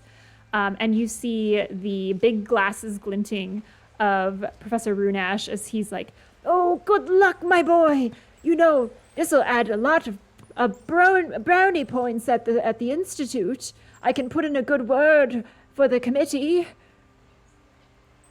I'm so happy that I used all of those things because I rolled a 2, a 3, and a 3. So if we didn't have the plus 2, it would have been like terrible. Oh my goodness. What's your So it would total? have been like so the 2 and 3 and a 3, so the 2 highest are 6 plus 2, it's an 8. Awesome. Barely skating by to a partial success there. Barely skating by. So here's how we will end the scene before our break.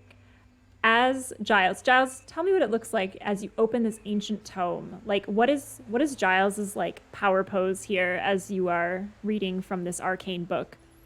I don't think it starts as a power pose, but he doesn't know where to start reading, but he just has an inkling of where to start. It's just like a weird pull. He opens it to that page, and you just see like a rush of air and almost like particles, I would say like sand, that just pushes his hair back, pushes his glasses off his nose, and then the writing, I'm gonna say, on the book is going to be glowing gold, and you can kind of see that light shining onto his face, and you can see that same sort of gold color creep from the edges of his eyes to the center, and that's how you see him interact with the book, so to speak. Awesome. The gold color overtakes the darkness around you all as the book, from it, another burst of golden light comes. Instead of a beacon, though, this becomes almost like a fairy dust that glitters out over everyone. It touches the trees. It touches all of you. It's falling down around the whole island, and you know it's on the sea monsters as well.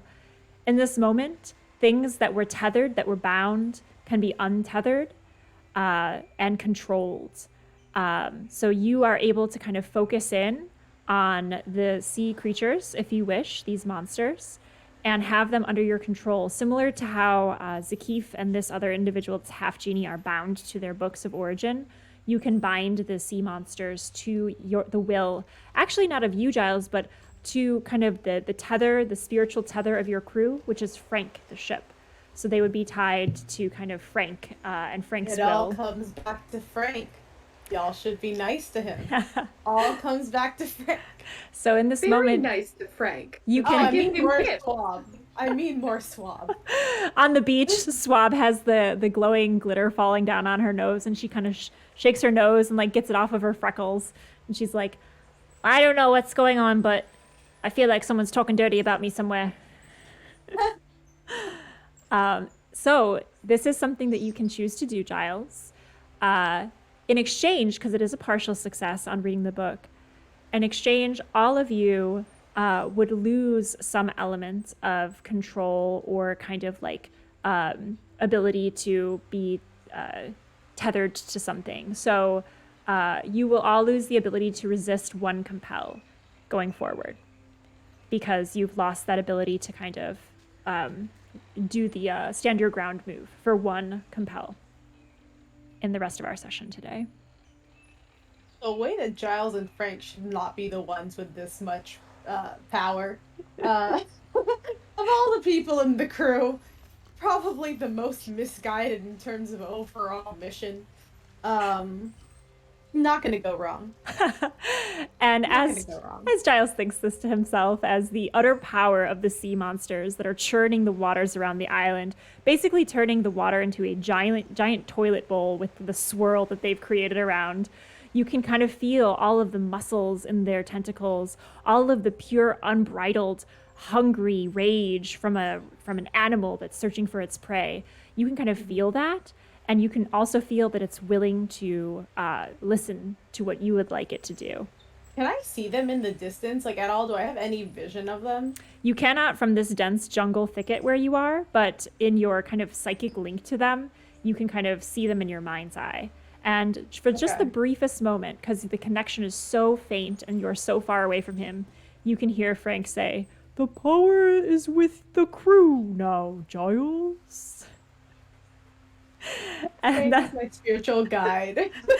And that's where we'll take our break, as the island gateway has been cleared for your passage. And actually, we'll leave with the narrative beat of you can hear in the distance someone yelling, "Oi! Sails on the horizon! Sails on the horizon!" as someone has been spotted approaching the island. And that's where we'll pick back up in 10 minutes after our break with the crew of the Stern Stalker. All right.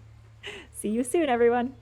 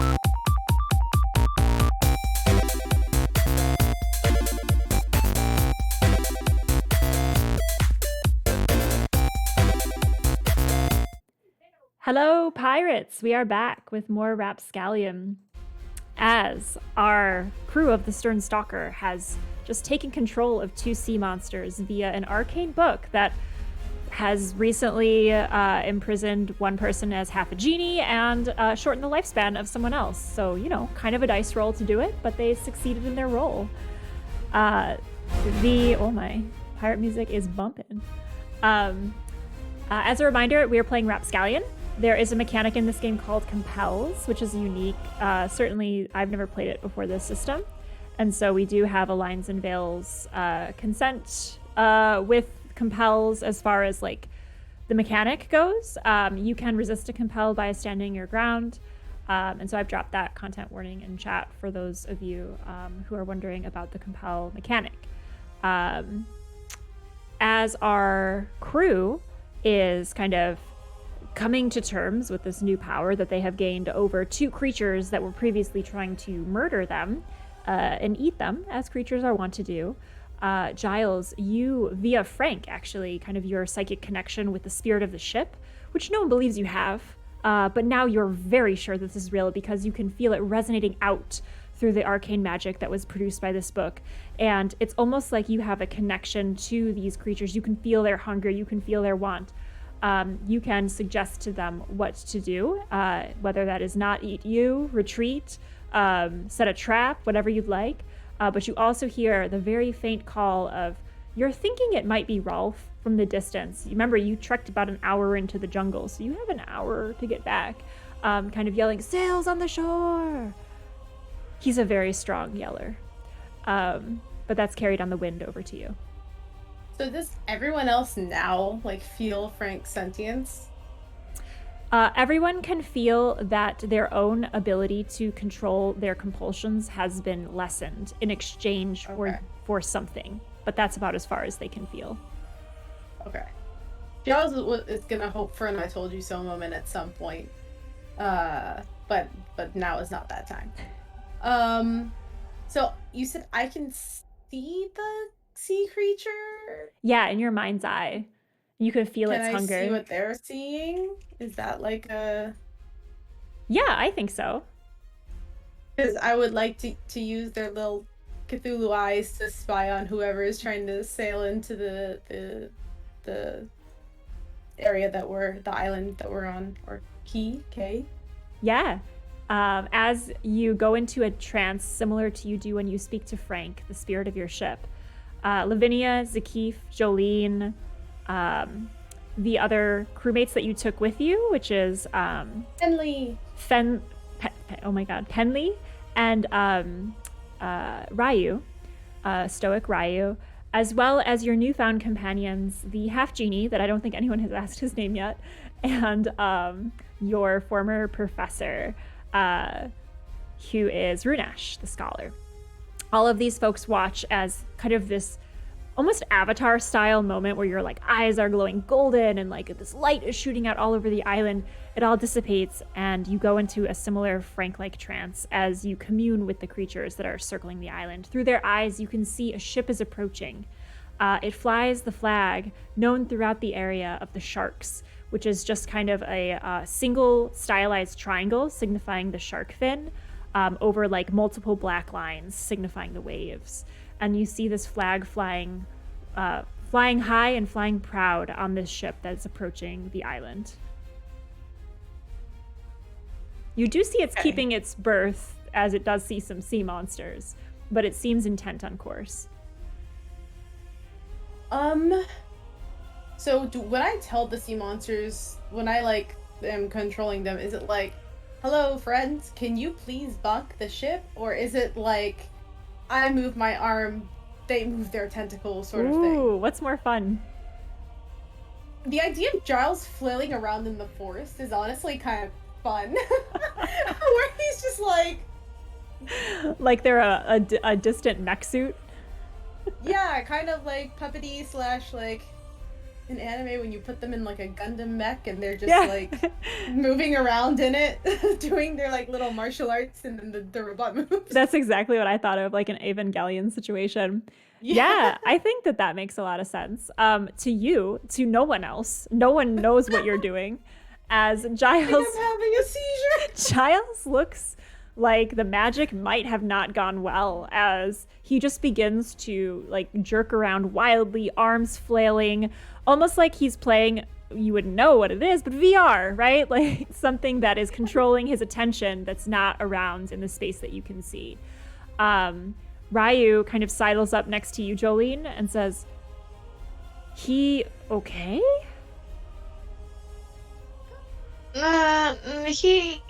It's normal. It's normal. Yeah. I don't know if he's okay, but it's normal. I go back to beach and friends. We must protect. Yes, we have to.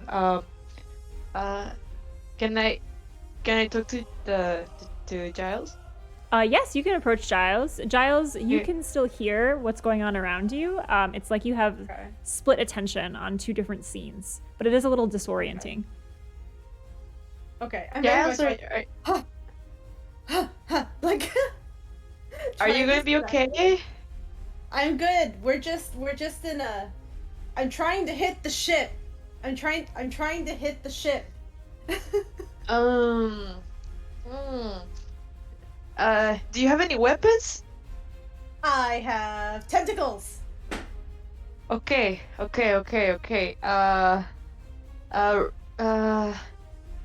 Ryu, can you protect Giles? Well, I'm going back. Oh, who's doing that? I've got this. Okay. And I'm going to Alright. say we should head back to the beach. And then as Giles is doing their flailing, I'm just going to pick them up in a bridal carry. And just carry them back to the beach. Lavinia, I feel like I'm gonna slap you every now and then, and you're just gonna be unfazed, just like. Lavinia's strong arms scoop you up, Giles, as you are doing your VR tentacle moves while being held. Zakif, what is your intention as Jolene and Ryu begin to make their way back through the jungle with intention to go back and protect those on shore?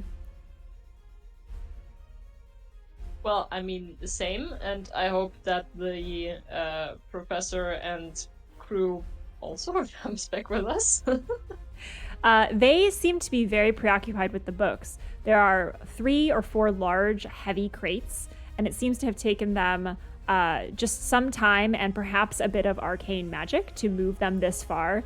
You can kind of see that they are sweating profusely. There's like large stains underneath their arms, or at least on the one individual who's half genie on the human side of the arm. The other side does not have sweat stains.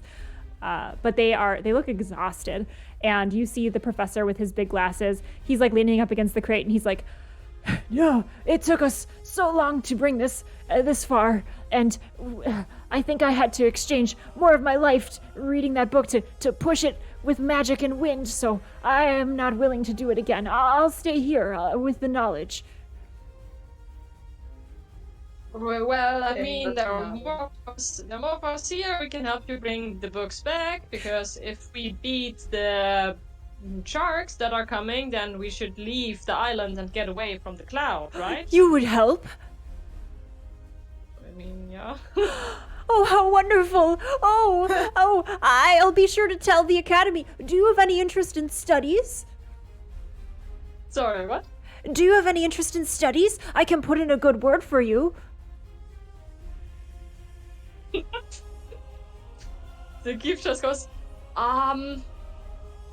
let me get back to that. Internally, he thinks that the guy is a douche because he told Giles, "Oh, hey, you can get into the good graces of your PhD committee if you just risk your life reading magical books." The half genie individual again kind of looks to you and locks eyes with you, and you recognize the kind of the look of don't do it without like having to verbalize that in any way. And you hear in his voice that kind of arcane on top of normal human voice saying, "I've been trying to finish my studies for my whole life, And look where it's got me. And he looks down and half of his body is just wisping away into his genie form. The social commentary on like the mental toll of academia. Like No. As the rest of us are walking away, Lavinia just sort of shouts as she's walking away with Giles in her arms, "If you stay here, we can't protect you." The professor's like, we must get the knowledge, and he begins just like heaving against this crate, and then you see the half genie individual flip through a book, mutter an incantation, and the crates animate, and they all begin to like push forward, and you see him go, see, it's working, as he like believes that he is the one that's moving the crate, and he's just sweating. I feel like this is like the parallel of Zakif and Giles' relationship as well, where like Giles is like, yes, science, and Zakif is the one that's just trying to like help him along. It's like, I owe you a little bit, and I also feel bad. Also, as I am walking with Giles, I would like to talk to Giles and say, how? So you are connected to the sea monsters? Yes. It worked? Okay. Yes. Yes. How would they feel about carrying me to an enemy ship? But do you want me to just carry you with a tentacle? Just getting me from a ship to another ship much faster than having to come alongside said ship. I can throw you. Is this the option that you're looking for? It's certainly one of them. So I think I can do that. How far are we from the shore right so now? timeline Ways. wise, it's going to be interesting. I actually need a narrated mech battle first, or whatever your intentions are.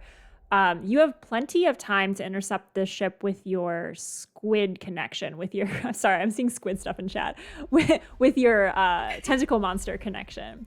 However, your journey on foot will take you an hour back, unless you would like to risk another arcane book roll to see if you can expedite it. But it would need to be helmed by someone else, as you are currently in much the same vein of like a D&D spell slot. You've filled up all your spell slots on this interaction, so it would need to be someone else.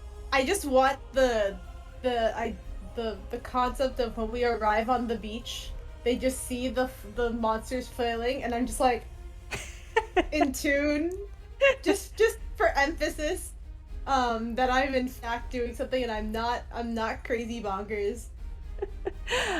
We will be sure to emphasize your no one believes no me. one believes like, you. I've been completely correct in the way that I interact with Frank and now sea monsters, and no one believes me. I think to some extent Lavinia's like sense of like logic is not quite up to snuff to be like, that doesn't make sense. There's no way you're controlling sea monsters, so she's kind of just like, yeah, all right. So she is going to, as she's carrying Giles, be like, she's going to provide tactical advice. Fantastic. So have one of the sea monsters dive, and then have the other one move towards the ship, and then at the very last second dive, and then it's gonna come up on the other side of the ship, and then the other one's gonna come just like straight up with the maw and just go like chomp. I feel like this is the equivalent of someone who like is very proficient in like Mario Kart or like Smash Bros. Trying to teach someone who is like, I learned what a button is 10 seconds ago. Okay, down B. You see me just like So, do you intend to, what is your intent with the sea monsters while you guys are in transit? Let's just clarify that. Do you want to I want to fight the ship? Destroy the ship? Okay. I would like to destroy the ship. So your intention is to negate the threat while you guys are walking through the jungle, correct? Yes. All right. I'm gonna try to do that thing where both sea monsters are on either side and they just smack simultaneously. So I'm just like clapping the air around me, trying to like catch it. So Lavinia, do you have bond with Giles? I do. I have one bond. Would you be willing to spend a bond for that advice that you're giving for mechanical benefit, or do you just want it to be narrative flavor? I will. So when I support or protect a crewmate, I can describe how I'm doing it, spend 1 bond, and then choose to in this instance, I will choose take a consequence the fates gave to them if it should come up. Okay. So it's basically, I help them as if I'm helping them, but then I can do additional bonus stuff. Okay, wonderful. I will have you, Giles, similar to how you roll to steer and man the ship, if you could do the same with the sea monster. So we'll use the same bond that you have with Frank because it's kind of the intermediary to you and these other creatures. If you can roll with your rank with the ship. Okay. So it's just 2d6 plus my ship rank? Yes. Okay, cool. And then anything that you're buffed by Lavinia. Which I think would just be whatever I give by assisting. I don't know how much that is. So, so is it the +1 of the bond, or is it something else? Yeah, explain your because you're not just giving your bond. Well, so what it says is it's for Heart of Gold. It's one of the special moves for the Matalo. So when you support or protect a crewmate, describe how you're doing it, spend 1 bond with them, and choose one of the options you're marked. But it sounds like I have to support, like, it seems like I have to do the supporting, and then I can give them extra in addition to what normally supporting them would do. Yes, that's correct. So, support or protect. Those, because those also aren't listed in the basic moves. Yes, so I'm not and I entirely think sure what I they are. think we discovered it like 2 months ago, and then we all forgot. I think we were Probably. like, yeah, oh, that's a thing, and then 2 months went by. Let's just have you, because it's not a basic move, although the way the playbook is talking about it, it looks like it is a move. So let's just have you roll plus your rank with Giles. I think that makes a lot of sense for a support move. To see how much, if I'm able to help them or not? Yes. Okay. That's an 8. Okay, so that's a partial. So you will open yourself up to the consequences of what's happening. Okay. But go ahead And and then- add that additional from your playbook, your Heart of Gold. Yeah, so the Heart of Gold, then what it'll do is that if, especially since I'm joining in it, basically all of the consequences will befall me instead of Giles. Okay, perfect. Yeah. So you're basically going to get like a huge brunt of this, as your partial also opens you up to that as well. All right, Giles. Okay, so what do I roll here? The 2d6 plus my 2 rank from the ship. Is there anything else I'm adding from Lavinia? You can add, let's have that be adding a +1, I think, to the roll for the support on the partial. Okey-dokes. 13. Holy moly. Giles All right. is ready to smash. Like, So, Giles, through your psychic connection to these creatures, it's almost like a video game. Describe what you see through monster vision as you see the ship of the sharks approaching the shore. so I see the ship very like agilely dodging and weaving, unfortunately, as the gigantic sea monster that I'm controlling. It's slow, although big bonking power, very slow compared to the actual ship's ability to dodge through the waves. I'm assuming like I get to do something dramatic to them because of my role. Yes, that's So- why I would love for you to describe this cinematic moment. So Also, Female- the music is swelling in the background of our show as this happens. But then it'll zoom back out to you, like doing robot moves in Lavinia's arms. But for this moment, it is the cinematic chef's kiss. So I don't know how to differentiate between Sea Monster 1 and Sea Monster 2. But One is rust red and smaller, and the other one is larger, bulkier, and like a black, shiny color. okay. So I'm gonna say the rust red one is trying to just distract the ship. It's just hitting around it, but not directly hitting it to sort of guide it to where the other one, it's blue, you said? The other Or one's like a dark black color. a dark black. So just sort of like guide it into where the dark black one has ducked under the surface and is sort of waiting. slowly the red one sort of manages to to move the ship into a position where the black one can grab it from below. I'm going to say the black sea monster reaches up with one tentacle and wraps it around the stern. Yeah, that's the part. Stern of the ship, and then wields it upward like a club and just smashes back and forward onto the waves. Like, it's just absolute chaos. Holy moly. That's awesome. But yeah. So as this happens, you can see this in your mind's eye. It zooms back out to the jungle crawl that you guys are on, and Giles is just like, wah, wah, like moving his arm back and forth.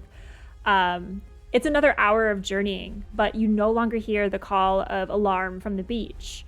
There's, from your point of view, Giles, clear, calm waters as the ship has been completely wrecked because of your intensely successful roll, and also the fact that it's 2 sea monsters versus a small ship. Tentacle high five between the sea monsters. Tentacle high five. Tentacle high five. So the crew of the Stern Stalker, the 4 of you, plus Penley in tow, and also Ryu, and the magically pushed books, who the professor, by the end of it, he is just like drenched in sweat and he's heaving, like he's just like ready to pass out. He actually didn't need to do anything at all, but he feels very exerted by it. As you all break line of the trees and you see in front of you the beach, you see a few things. There's the wreckage of the shark's ship. It has washed up onto the shore. So you see pieces of this boat. You see the flag kind of just completely in the water, waterlogged, no longer flying proudly on the waves, but just pieces of wood splintered and scattered everywhere. You see bodies of the crew kind of also washed up on shore, unmoving. You see your own crew tied up, their hands bound behind their backs. Some of them are unmoving as well, their heads lolled forwards. Everyone except for Albatross is currently tied up underneath one of the trees. And you see in the background 2 sea monsters kind of moving back and forth, wiggling their tentacles, but in a very less aggressive way, and they actually seem to be mirroring what Giles is doing with his arms. What do you all do? Since we are back at the beach, I'm gonna put Giles down. And so all of our crew are tied up on the beach except for Albatross. Is there anyone else in the area? Not that you can see, just a bunch of bodies that are unfamiliar to you lying on the beach. Okay. I'm going to, seeing this, I am going to pull out my signature weapon, aka the thing that I use to just break Captain Lucid. Hoist it menacingly over my shoulder, and stalk towards Albatross. You don't see Albatross in the lineup. No, you said he was lounging under a tree. Oh, when you guys, I'm sorry if I reiterated that now. That's where you left him when you left the beach. I'm sorry if I affirmed that he was still there. You do not see Albatross. Oh, okay. Yeah, you see everyone but Albatross. They're all underneath a tree tied up, except for Albatross. Is Frank still there? Frank is still there. Is the other ship still there? The one from the Institute? It is not. Interesting. I better not see Albatross again. So I'm still going to have my weapon over my shoulder and stalk angrily towards the crew. And just start releasing them and trying to figure out what happened. As you stalk towards the crew, you see Mary, who is awake and kind of like looking wildly around. They're all bound and gagged as you kind of take the kerchief out of, it's like their own like headwear that was like shoved in their mouths.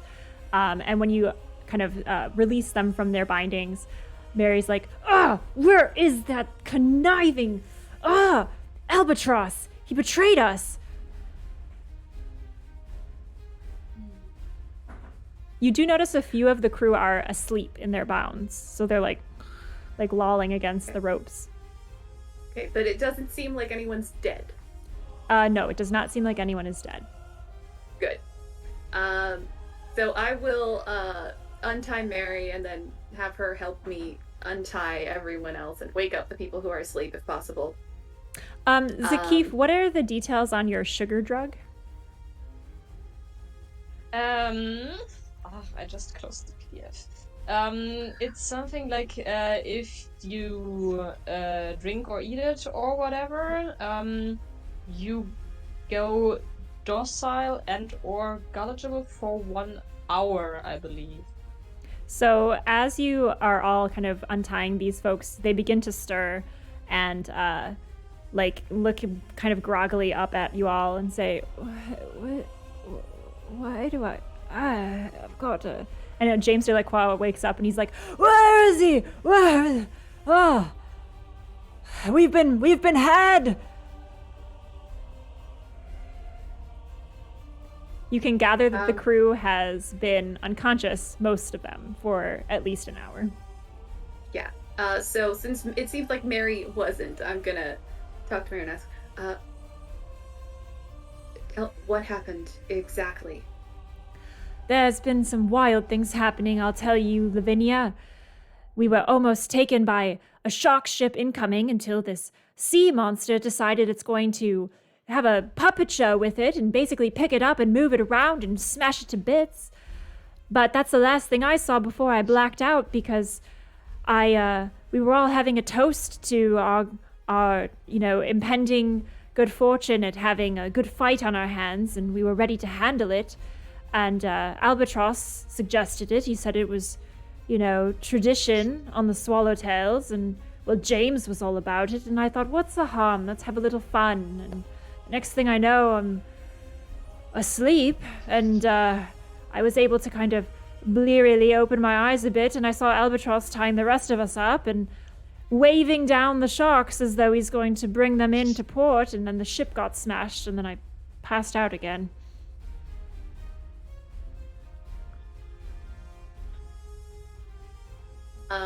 Because at this point, Lavinia just more or less believes Giles that he can't control the sea monster, and it's just like magic.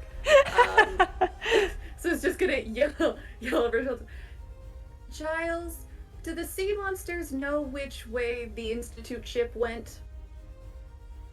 Can I communicate with them like that, or do I just inherently know because I see through their eyes? You can see through their eyes. You can also communicate with Frank, who is kind of more in tune with them than you are. Okay. I like the idea that they've all just become buddies. Just like... It's a whole ecosystem. You go into the space where you commune with Frank, and there's just these two shadowy sea monsters just floating about. You're like, oh hey, all right, nice to have you. Welcome. We have sex. It's people.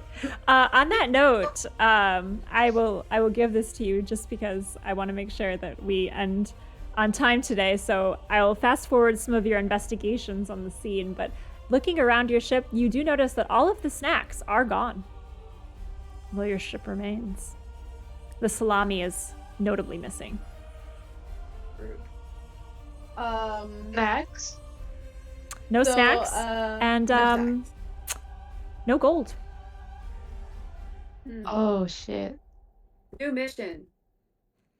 Find Albatross. Kill him. Get our stuff back.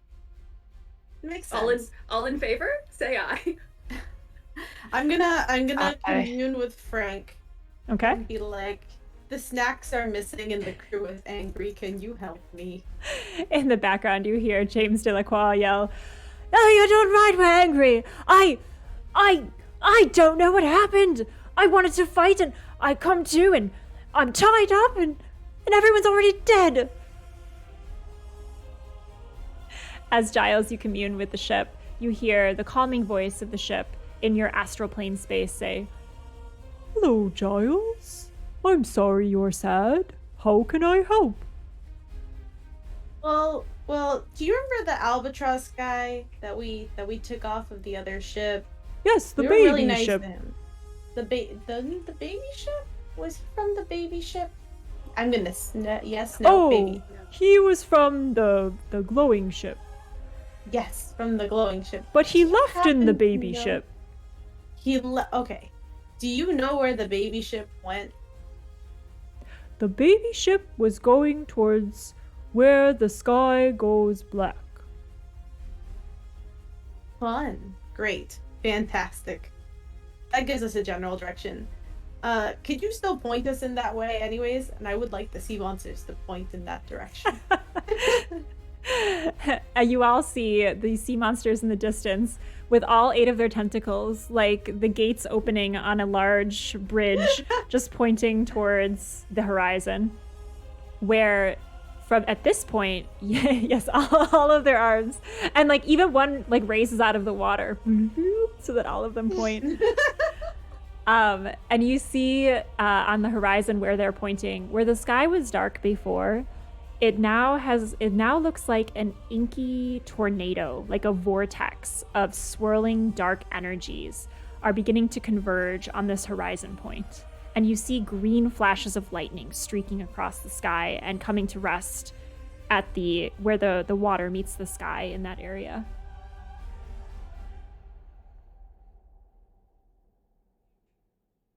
That way. Everyone, back on board. As you say this, Lavinia, and your boots hit the ground and you head towards the ship, you notice one of the bodies of the sharks that is laying on the ground is a familiar face to you. It is the body of Arthur Goldtooth Darby, a man that you have done business with before when you were kind of scouting out the Anthzoa Coral Islands and doing some salvage work there. He's a man that owes you money, and you do notice that he stirs slightly, although he is near death. And you see his eye open, and he's just kind of breathing raggedly. I'm going to, seeing him lying there, I'm going to walk over to him, sort of stand over him, just look down and say, "That's 2 you owe me." And I'm going to hoist him up and take him to Swab. Swab, who's still kind of shaking their head at having been drugged with Zakif's own medicines, is happy to help tend to him. Although she looks at you with like they look at you with a raised eyebrow and say, last one you brought in didn't turn out so well, just saying. This one owes me, twice over. Understood. And she just begins to mend and fix up this individual. Jolene, as you board the ship, you see Ryu is kind of making preparations for setting sail. The stern Stalker is seaworthy again, and you do catch him kind of clutching what you know to be the locket around his neck, and again looking out at the waves. And he looks over to you and says, "This seems dangerous." I know, but if there's anything worth fighting for, then it's worth it to risk our lives. But I think we'll be okay. Everyone's waking up, and we have giant tentacles, so we'll be okay. It's not me I worry for. Oh, you're worried about me? Come on, Ryu. He smiles and says, I do worry, yes. Also another. Jolene's like, excuse me. Who is it, Ryu? Is it Lavinia? Lavinia. Also worry. Good woman, yes. But my heart wants to save another.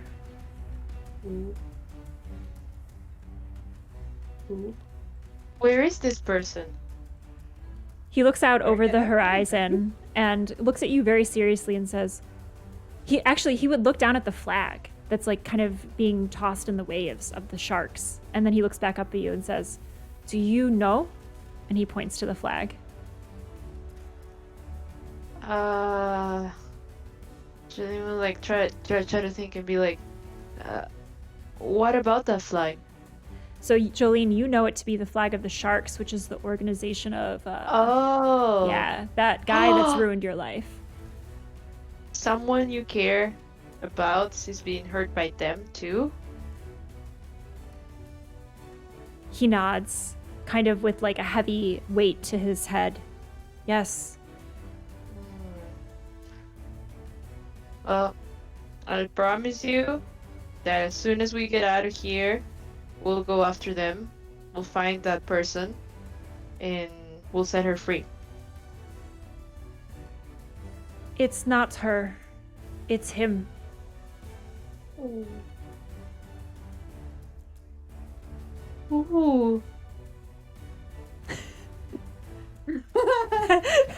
Oh, you said who? Oh, yeah. Oh, I thought you were like, ooh. No, she's like, who is it? Yeah. He takes the locket out and opens it, and you can see a picture of Ryu on one side, and on the other side, a young man who has kind brown eyes and kind of like spiky hair. You're cutting out. Oh, can you hear me okay? Now I hear you.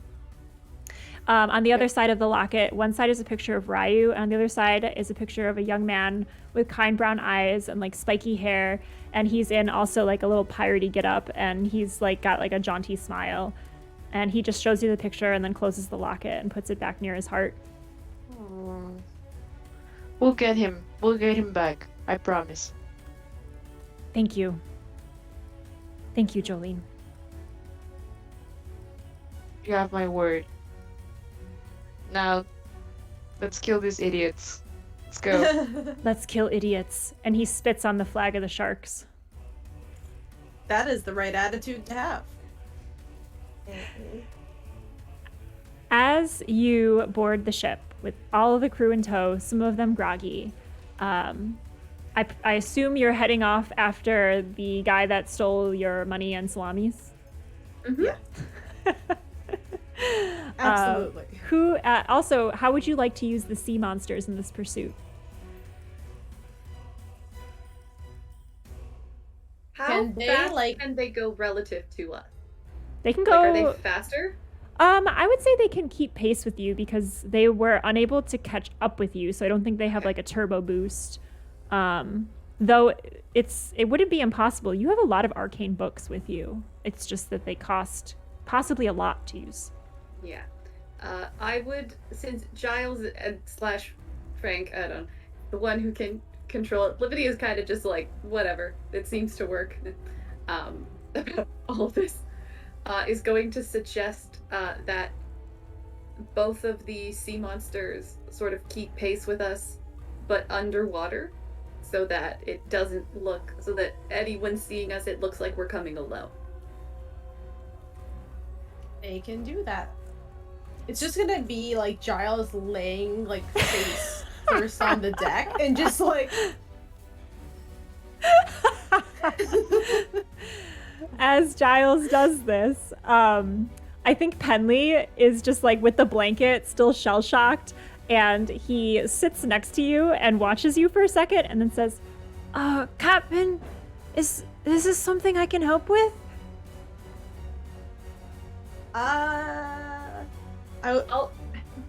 you can hold my legs so I don't go overboard. Like Aye, Captain, Penley says, and grabs onto your legs as you swim on the surface of the deck. While this is happening in pursuit, Zakith, you're approached by the half-genie person. And he kind of sidles up to you and says, "What's it like to really fly?" Sorry, what's it like to be? Really fly. Well, I mean, I still have to keep close to the book. You see, I point to my book. but kind of looks him up and down to his human legs. I bet it's better than what you got yourself into.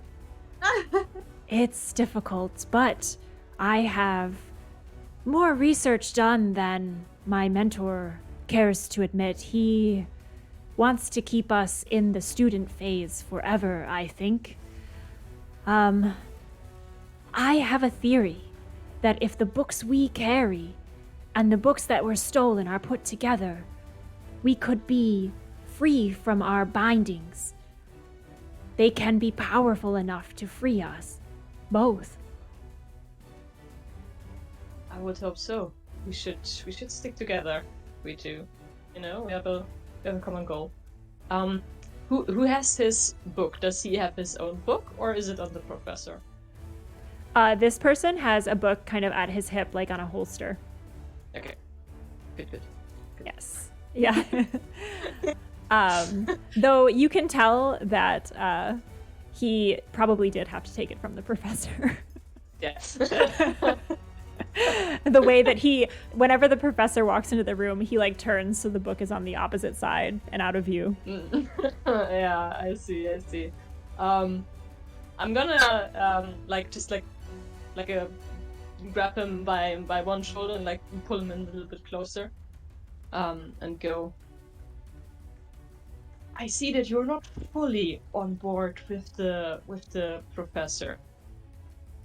Could we try and secure the books a little bit more, just a little bit more? Secure? What do you mean? I pull out one of my own written books, which is the Vinegar book, and I explain to him what it does. If I read it, I can access a tiny vault inside where nothing dies or grows stale, and I can bring other people with me into the world. So I'm gonna assume that I can also put items into this world. Mm-hmm. And with his help, I would like to persuade the professor to give me the magical books as safekeeping, because we're moving into danger, so it would be sensible to bring the books to a place that nobody else knows of in the first place. I think you will need to roll a parlay for a direct persuasion. No. Polish. Do I have a polish? Probably nothing. Yes, with polish. I need this one, yes. What was it? -1 I have. 2d6. Would you like to spend a luck ahead of time? Ah, true. Yes, I would like to do that. So you can add the So plus just a 1. straight roll. Mm-hmm. Yeah. Okay. How much luck does everyone have left, by the way? I have I 0 have now. nothing. I used it I so I don't didn't know. get taken by the book. I think I have 1. I haven't used any, so I guess I could give you one. You can't give one, but you can use one if needed. Yeah. Yeah. Awesome. So it seems like everyone's run out of luck except for Jolie. And me. Because And the okay. video's got one left. I have a luck. I'll give you a luck. By throwing yourself into situations? Absolutely. Zakip, what was your Yeah. roll? I rolled a 7 with the straight roll. Okay, so they want to see if you hold up your end of the bargain first. So, he does see the logic of this as you're approached by both you, Zakif, and also by Nash, which is the name of this individual, the half genie. Because no one has asked yet, so he just kind of awkwardly offers his name in the middle of a conversation that has nothing to do with it. He's just like, "I'm Nash," and like there's like this long pause as everyone just takes that in. So the two of you approach the professor with this arrangement, and he looks at you, Zakif, and says, "Okay, that makes sense," and kind of like tilts the glasses to get a better look at you. But that's a lot of knowledge that I'm giving up. I think I need a little something in return. And he eyes the book that you hold that's tethered to you. Absolutely not. No way. I'll take very good care of it. I'm a very good scholar. Nope. Nash looks at No, you, he- just again wordlessly, like, no, totally. No, he offers that at Zikif, like, immediately takes the vinegar book back, stashes it into his vest. That's its offer, then we don't have a deal, unfortunately. No, okay, well, if you change your mind, I am right here. And he adjusts his glasses and just kind of like gives you a look, and he looks almost hungry for this knowledge. Like, he would love to be able to read what's in your book. To look at the other genie like, I'm sorry, you're SOL. Like, I can't. I'm not gonna do that. So the ship is in pursuit. Who is going to give me the ship's roll for your pursuit of the sloop that was Me. taken by Albatross? Me, I have +2 rank with Frank. Can you do that and swim as a sea monster? I don't know. I mean, we're all connected. Is that like a weird thing? Like, we're all connected, the sea monster and Frank. They're all chilling in the same prophecy spot. I love that for you, except that you are piloting a mech at this moment. So I don't know true. if you can also steer the ship. That's true. I can do Lavinia it. has good rank. I have one, but with the ship. But I can do it. I've been doing it previously, so. And you did fantastic, so it'll be fine. The rolls will You be in your haven't favor. died yet. While you're in this spectral space, Giles, Frank is like, Lavinia will guide me. Don't worry, Giles. Okay. Okay, friend. Okay, that's a 9. A 9? All right. Hey, I'll take there it. you go. That's pretty good. Pretty good. So with that, steer the ship roll. On a 7 to 9, you are able to pursue. However, you do have an obstacle. The fates will offer you a hard choice or a devil's bargain. So, as your ship approaches this dark kind of vortex on the horizon, green lightning begins to crackle in the sky. All of the conversations you're having with various crewmates ceases as there's just that lull of silence, the creak of the wood of the ship, the lapping of the waves, kind of the dark shapes underneath as the sea monsters are moving below underneath you all. And the lightning begins to strike down into the water all around you. You see in front of you, this small sloop has reached an island. The island is a small, dark rock. It has what appears to be black sand on the beach, and it goes up into kind of this onyx-looking jagged stone that begins to climb higher and higher into like a slight peak at the middle of the island. You do see that the sloop that you have been pursuing is docked there. So your partial hit allowed you to catch up and stay the course.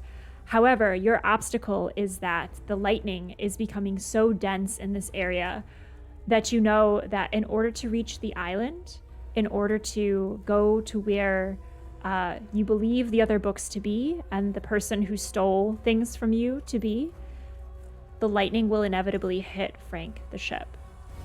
What do you do, Lavinia?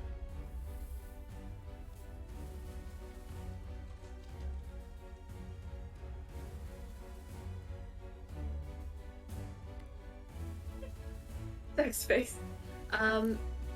Do I... Probably not, but do I have a sense of how badly the lightning will damage Frank? You do not know. You just know that it's going to be impossible to navigate there without a strike. You can prepare the crew and get everyone off, since you know this to be true. But the ship you know you cannot save from a strike of lightning. Can I just sacrifice the sea monsters? I don't care about them at this point. I care about Frank.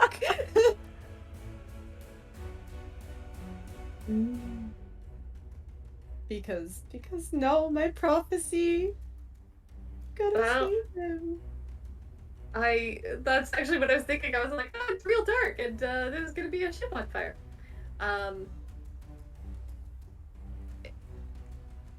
What do you do, I- Lavinia? You have but a moment's notice. Yeah, Lavinia does as much as they have,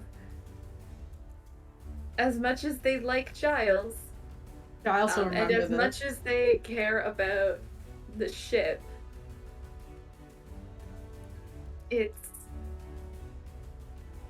there's so much they need to. Yeah, they're gonna basically tell the crew to not get overboard, like not like jump into the water yet, but just basically say that we're going in and warn everyone to be ready to either jump off or basically depending on how bad the damage is, either get ready to start like putting out fire on the deck or like fully just abandon ship. Can I talk to Frank, like, just briefly? Can I ask him a quick question? Yeah. You're still communing with Frank while you have your belly and face down into the wood and are swimming. Frank, I want you to know that I love you very much and you're my best friend.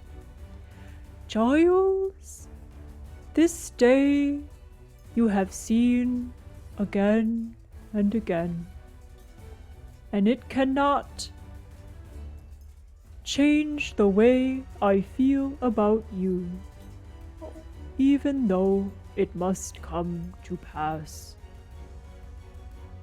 Can I ask him, like, we've repaired you so many times. What's the part of you that has to stay the same? Can I keep that part? Is that a thing I can do?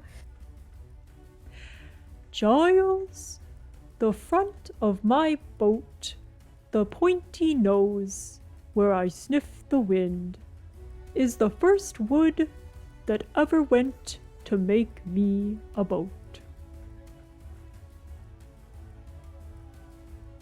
That's what I'm saving. I don't care. Doesn't matter.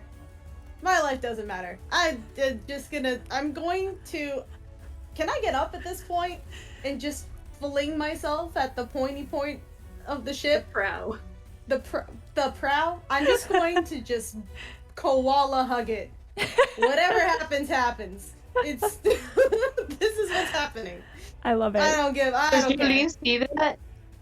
Yeah. Can Jolene see this whole interaction? Yeah, okay, you were informed that we need to be ready to like maybe jump ship or abandon ship or prepare to put out fires, and basically you guys are coming in hot towards this dark vortex, towards an onyx black island where there's a small sloop ship that's docked and there's lightning all around you. This is all happening in a split second. What does Jolene do?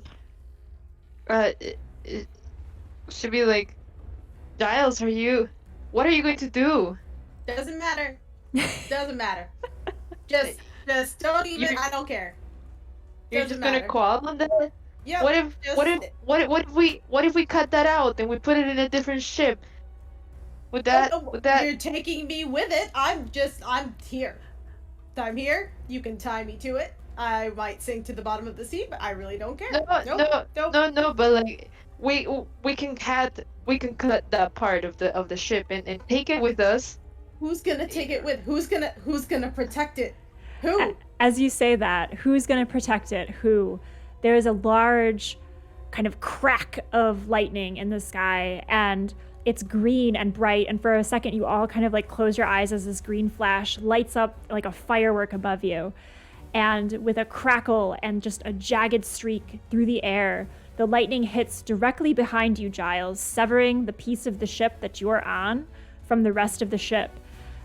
It sears through the ship. Lines of green light kind of engulf the ship in immediate flames that rise up, green at first, but then they spark into red, then orange, and then a traditional fire as these lines of flames begin to move through the ship. Everyone had been prepared for this, and so some people are already moving towards the lifeboats. Giles, you find yourself suspended in air, hugging onto Frank, but also into nothingness, as the piece of him that you have identified as the original piece is no longer attached to the rest of this burning ship. Zakif, Lavinia, Jolene, as the ship hits into the shore aflame, it is completely engulfed, but you see the sandy black sand bank beneath the ship's underside. And you are able to jump into the shallows as Giles kind of begins to plummet down into the shallow waters as well.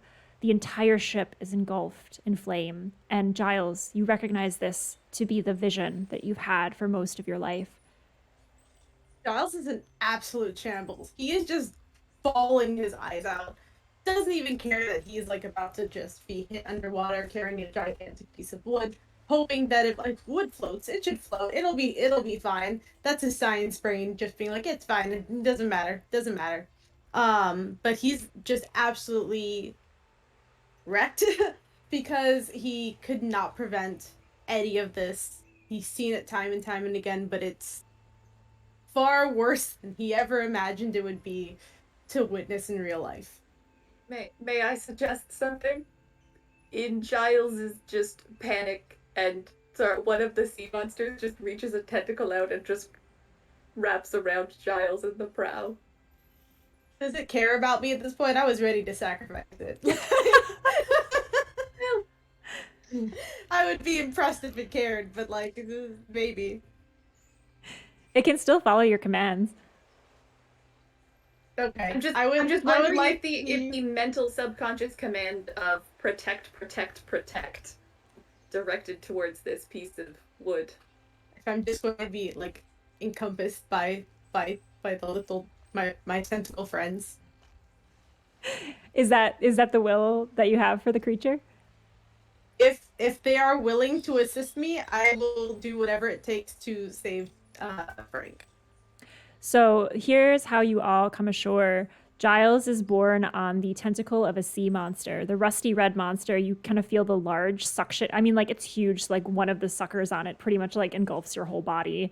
And you are born to the banks of this island. The black sand is beneath you. And the piece of Frank that remains is there with you as well.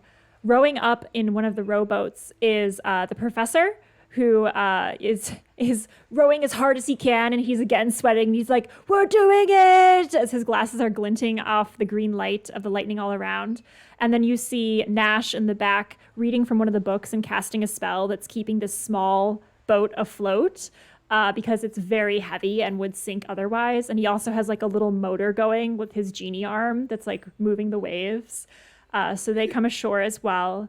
Jolene, Lavinia, the rest of the crew, you're able to disembark from the ship, which burns behind you. As soon as your feet touch the shore on this black sandy beach, you see what was previously darkness, green lightning. From your vantage point on the shore, everything is beautiful, crystalline waters, clear blue. Giles, the waters from your vision. From this vantage point, you can see that this area is full of not lightning, but up in the sky, swirling creatures, kind of ghosts of some sort, some humanoids, some fantastical beast. You don't even know what most of them are.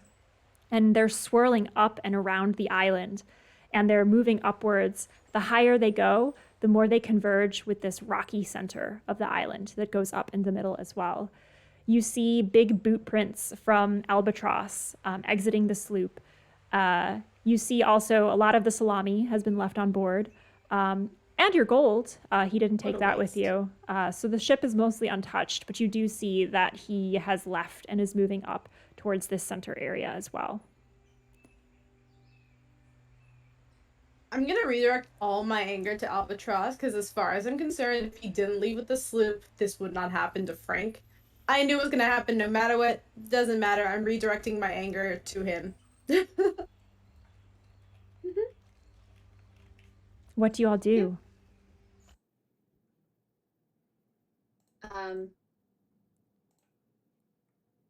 I would say if Giles is willing to let go of Frank, I would suggest that the crew on the other ship, the sloop, replace the prow of that ship with Frank. The little ship? Well, we have to get out of here somehow. Well, I just mean, I don't know, physically speaking, like, if it's this big, it's gonna... Frank was a Franken ship. I suggest let's keep it going. I suggest my book services to Giles now. Yes. Store Frank safely. Do you It's going accept? to be okay. Do you accept the storage We will- of Frank in a pocket dimension? I think if it was anyone else asking, I would be like, absolutely not. I'm going with. I don't care if I die. Like, I don't. But I do trust Zakif. Of all the people here, I trust Zakif the most. So I'm going to very tentatively. I almost jerk it back, because I might change my mind. No. You don't have to. You don't have to give it to me. You can come with me into the book, and then you can leave it there, and then we come back. Are there pillows? Can I put him somewhere soft? There aren't pillows, Giles. There's nothing soft in your dimension? Maybe there's Why? moss. Yeah, Or probably moss or earth. some grass. Sure. Grass, yeah, that's soft. That's very soft. Fine. But I want to see where he's going first. Also, because I technically harmed something you care about, Giles, you can either add 1 rank with me, or I can lose a rank with you, your choice. Thematically, I'm gonna have you lose a rank with me, because it's just everything is about. I know practically speaking, I should add a rank with you, No, that's fine. but for the sake of how Giles feels in this moment, he's like, burn it all down. They took my ship. He's having an emotional roller coaster now. Yeah. Yeah, we Jolene, need to give Giles some sugar later. Jolene, If he's as you high, he'll be okay. as you see this exchange between Zakif and Giles, as you all stand on the black sandy beach of an island that's surrounded by arcane ghostly creatures and a crystalline blue water and no sign of the darkness or lightning that you just passed through, Ryu kind of stands next to you in contemplation and then very stoically and very deliberately points on the other side of the sloop, the small sloop that you had been chasing, and you see the back of a larger ship, and you see the tail end of the flag of the sharks flapping over past the tree line. It seems like you are not alone with Albatross on this island. Well, this is our time. But are we still in control of the sea monsters or not? Not anymore. Yeah, I believe you Are are. they gone? Okay. Can everyone else Okay. control the sea monsters as well? It's linked through Frank, so if they're somehow able to get that connection to Frank, then possibly. Okay. Clear. Oh, so Giles, yeah. Okay. How? Kier. Sorry, different character, different game. Jolene is just thinking about, okay, how are we going to kill them? How am I going to face the whites? So she'll probably head to Lavinia and say, Ryu showed me there's sharks coming with their flags and everything. Do we have a strategy for them? So is the ship already docked, or is it? It's kind of behind some trees around the corner of the island, so you can see it from your vantage point, having come ashore.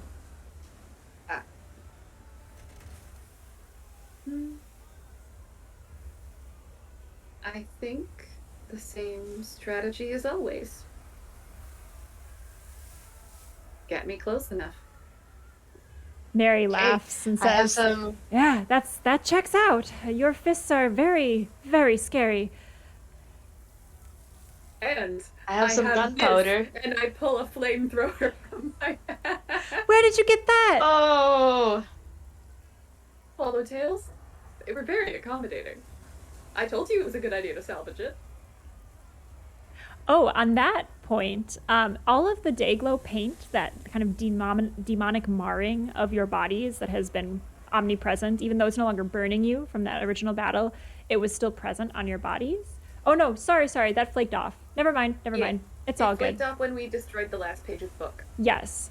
On that note, then, in this area, you feel an arcane presence that is omnipresent. So, although there are kind of ghosts swirling up and around you, everywhere, like the air here is thick and different, and you feel like you're just wading through magic. Like it's like touching every part of you. It's like humidity. It's so thick in the air.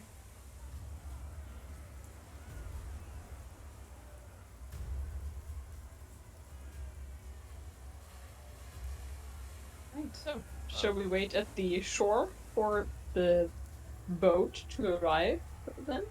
No, it's already here. It's already been docked. It's docked, yeah. And you can see Albatross's footprints are heading up the center spire of these stones. The spirits are kind of swirling up towards the top of this rocky formation. Ryu is gritting his teeth at the sign of the shark's flag, and he is just like loading up all of the weapons that he can find. And James Delacroix even looks a little intimidated by him. Like James is like, he's like amped down from like how intense Ryu is right now. Yeah, I think I look at all the crew and I say, arm up. The crew listens. Yeah. Who would you like to bring with you on this mission? Anyone who wants to come. Presented with that, Oh, Jillian's coming. Jolene is in. I believe that Henley would wait for Giles. He sees Giles is very distressed, and he has the blanket hugged around him, and he's like, "Captain, are you okay?" And he takes the blanket off of him, the one you gave to him, and he wraps it around your shoulders, Giles. Oh. Giles' heart stirs a little bit to Penley. So just a little bit. "Are you alright, Captain?" Yeah, no, I'm gonna be good. And just like leans into the blanket and Penley. Just for a little bit of comfort. Penley has like never had nice human contact before in his life, clearly, so he's just like very rigid for a second, and then he like realizes it's okay and then pats your shoulder. Am I putting Frank, have we already put Frank in the other dimension, or is that a pending item? I think we did that, right? We put him on some nice grass. Didn't just Fluffy leave him grass. on the ground. Frank has been stowed in the alternate dimension. Okay. Penley That's will the come with primary you. concern. Rolf is coming as well. He looks over to you, Jolene, and sees you talking to Ryu, and you can see like just this flash of jealousy pass over his face very quickly as he gears up and like pretends he doesn't care, but he cares. He also has bottles of Feet coconut milk that he's prepared for all of you, so you can hydrate if you'd like before this final mission. Great. James Delacroix is obviously Lovely. going. He's obviously there. Yes. Swabs decides to go halfway with you and then decides to post up. Not a fighter, but willing to heal if needed. I think that's it for your crew. The wounded Arthur Goldtooth is still in one of the lifeboats along with the professor. And he looks near death. Like you found him a little bit better, but he's like grievously injured from the sea monster attack. And he looks like he wants to die because the professor is talking to him so much. Yeah, so I'm gonna have ask Mary to stay back and just keep an eye on those two. Mary says, "Aye, aye, captains. You're all captains, right? We really got to sort this out. It's too confusing. We should probably just pick one. You know, actually," she takes a look at you, Lavinia. "Actually, why don't we just make you the captain, Lavinia? You've never steered us wrong, quite literally and metaphorically. And I know you punch people a lot. You don't have to justify that. That's what we do. She looks around at the whole crew, including all three of you, and says, "Do you agree? Before we do this thing, do you think we should have a proper captain? What say you to Lavinia being our captain?" I Captain. Giles stays quiet. That's fair. He's not gonna oppose it, but he's also not like thrilled. You're abstaining. I am abstaining. Mary takes stock of this. The other crew are also in agreement. Some of them very enthusiastically, especially James. He's like, "Oh, yeah, finally we have someone who can punch things that's in charge around here." And Mary reaches out her hand to you very stoically and formally and says, "Well, welcome aboard then, Captain."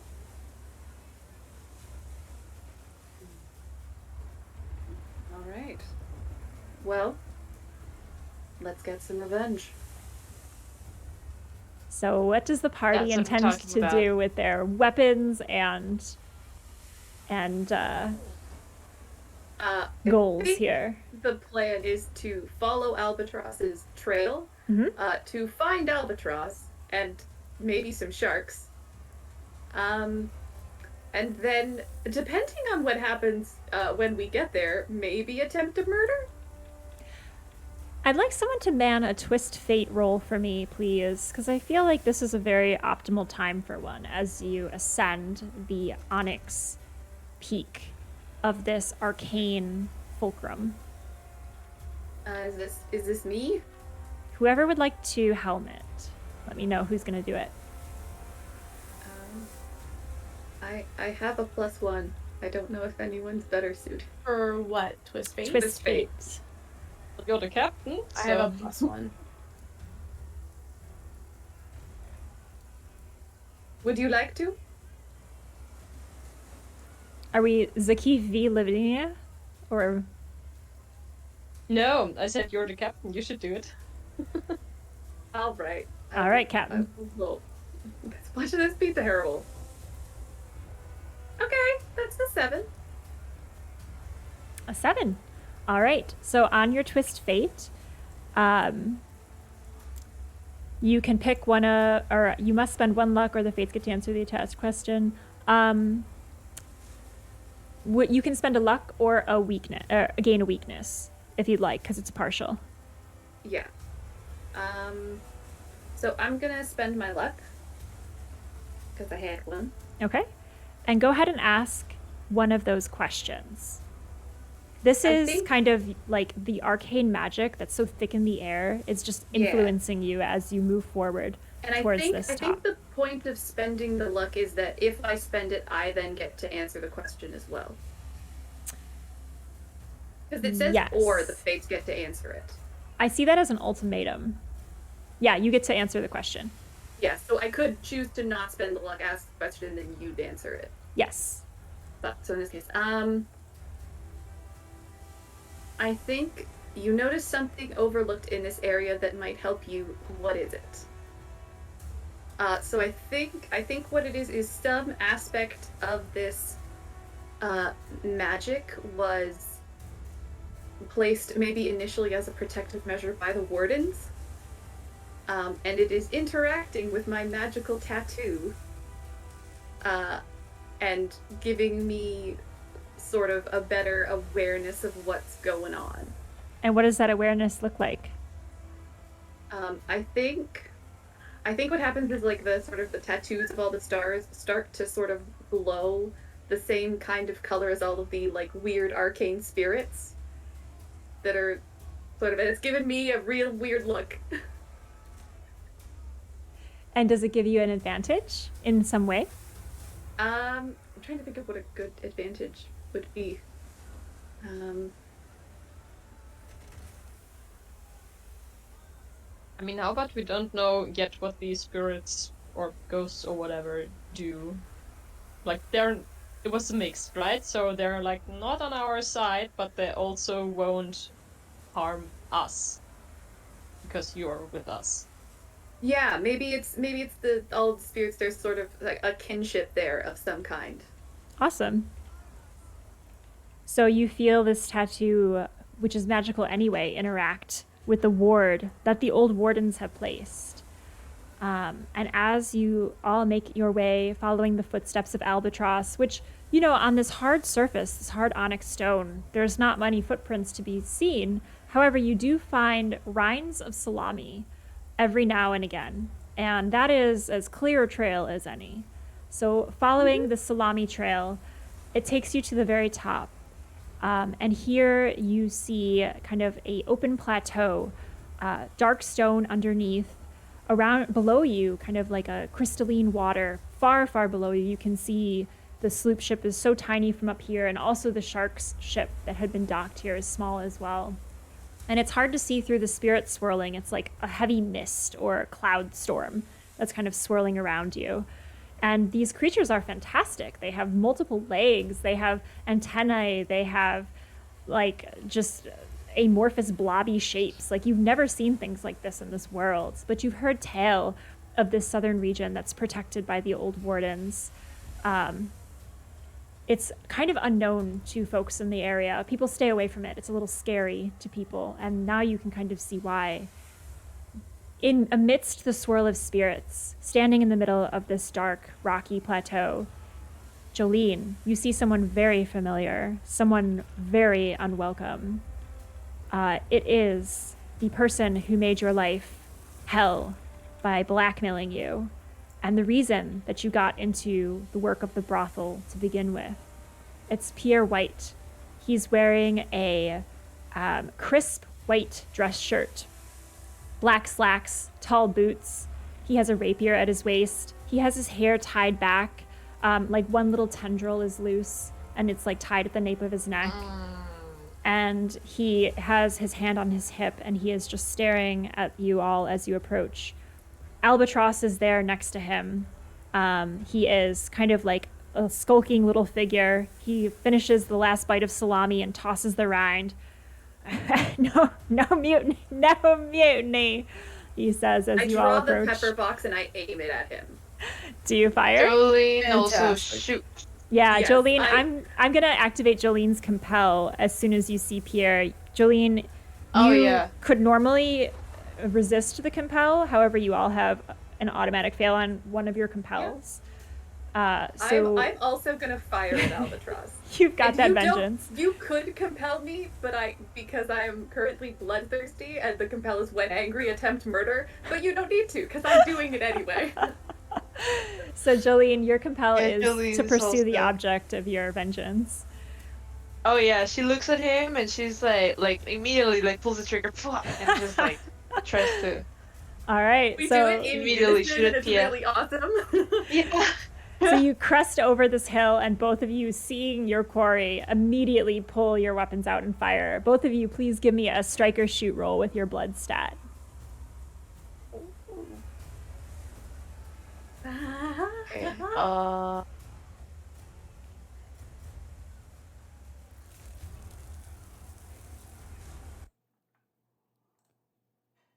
That would be an 11 from me. An 11. Nice. So And it's a the- 7. Oh, go ahead. You first. And I would also say that the specific description for the pepper box is 3 harm, reach, dangerous, loud spray, which I think means it might hit more than one person. Oh my gosh, yeah. I mean, even if it doesn't, that's what it means in this game. And reload, so I have to reload it, but also 1 wreck if that makes a difference. Oh my gosh. Okay, so, my brain is processing. 11, and what did you get, Jolene? 7. 7. Like it's 7 Okay. total. I using my luck. Okay. You used your luck to add a +1 to that roll? Yeah. Okay, great. Good use of luck. All right, so Jolene, you do hit him. Okay, so give me your damage again, Lavinia. So Numbers? it's 3 Uh-huh. harm. Uh-huh. And then the I think reach just means I can do it from a ways away. Yes. And then whatever dangerous and spray imply. I like that it hits multiple people. I like that. So yeah, we'll do 3 harm also to Albatross, I assume? I was aiming at Albatross primarily. Oh, that's right. but- Yes. So also to Pierre. Yeah. Okay. And then if there's any structures in the vicinity, they probably take a damage. Okay. So interesting, that point. We'll come back to that. Jolene, what is your harm that you deal with your weapon? How do I learn that? That's a great question. What weapon do you have? It is a flintlock. Oh yeah, you have that really cool flintlock. It does 2 harm. Okay. So 2 harm again to Pierre. Is that who you were aiming for, I assume? Yeah, of course. Okay, Jolene, describe what it looks like as the source of most of the painful, difficult moments of your life, the person who framed you, the person who kept control over you and your decisions and your ability to move forward in your life. This person who is responsible directly for that, smirking at you as you fire your weapon. What does that look like with Jolene? He gets shot. Like, Where does he get shot? Like, he took 2 damage, right? He did. He gets shot. Okay, because otherwise, my reaction would be different. Like, she's just really, really happy, and she's just like pretty much, if you're gonna shoot me, like, go ahead, like do it. There's really nothing to lose in this situation. Where'd you want to shoot him?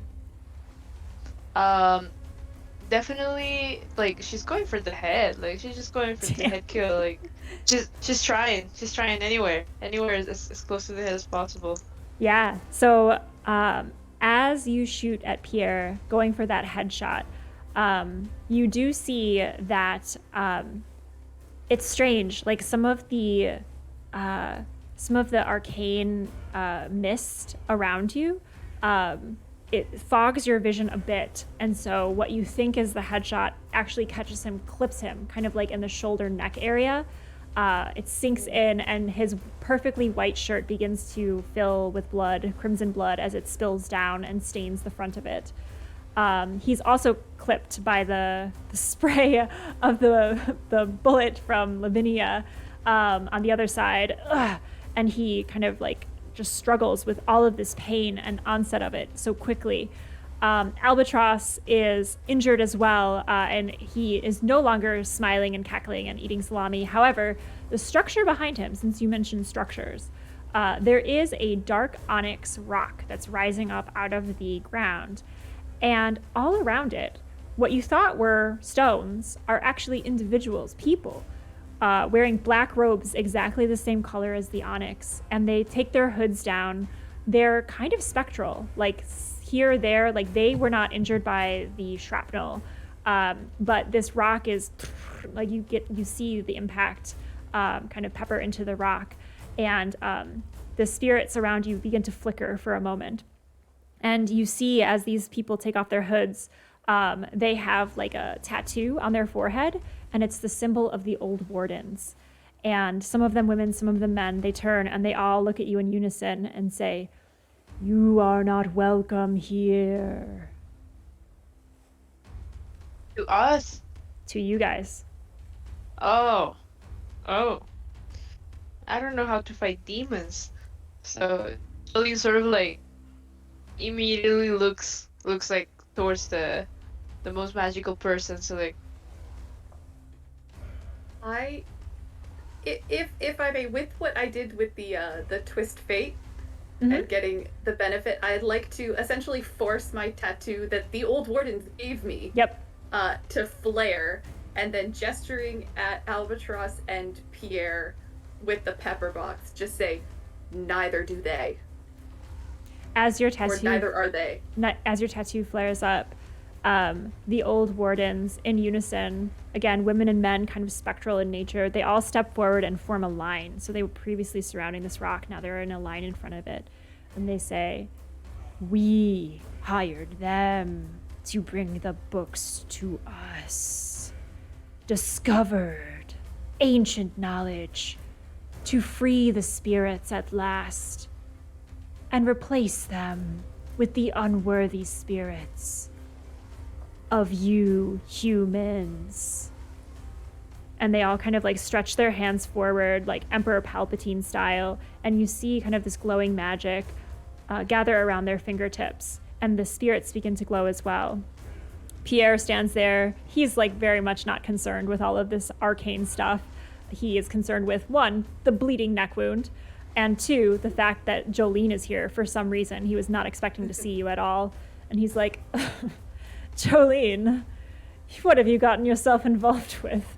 The deal is done. The old warden's paid well, and they're doing something or other with replacing humanity with blah, blah, blah, some kind of mumbo-jumbo arcane. I don't even know. But I'm filthy rich, baby, and there's nothing you can do about it. Oh, we hate him. Even more than we already did. That won't serve you when you're dead. That's not going to happen anytime soon. What, are you involved with like all this ghosts, demon stuff? I mean, they said they'd give me a demon pact. Yeah, so, you know, I took it. Why would I say no? Yeah, that sounds like a good deal for you. Like, and like, Jolene knows that like, if these like demons want to take us, they're gonna take us all, and they're not really gonna care.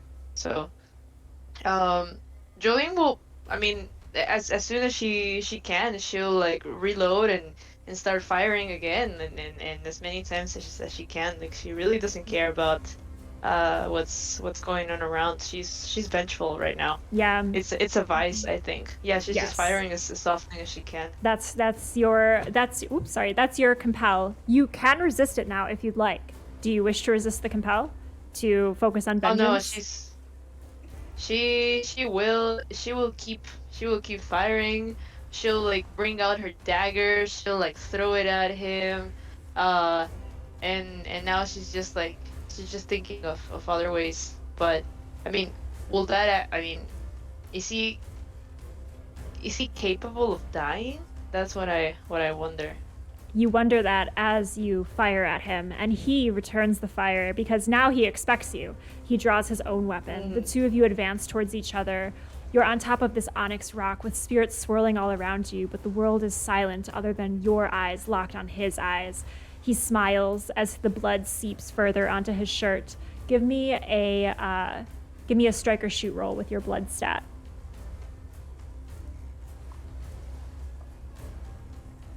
While this is happening, what does everyone else do?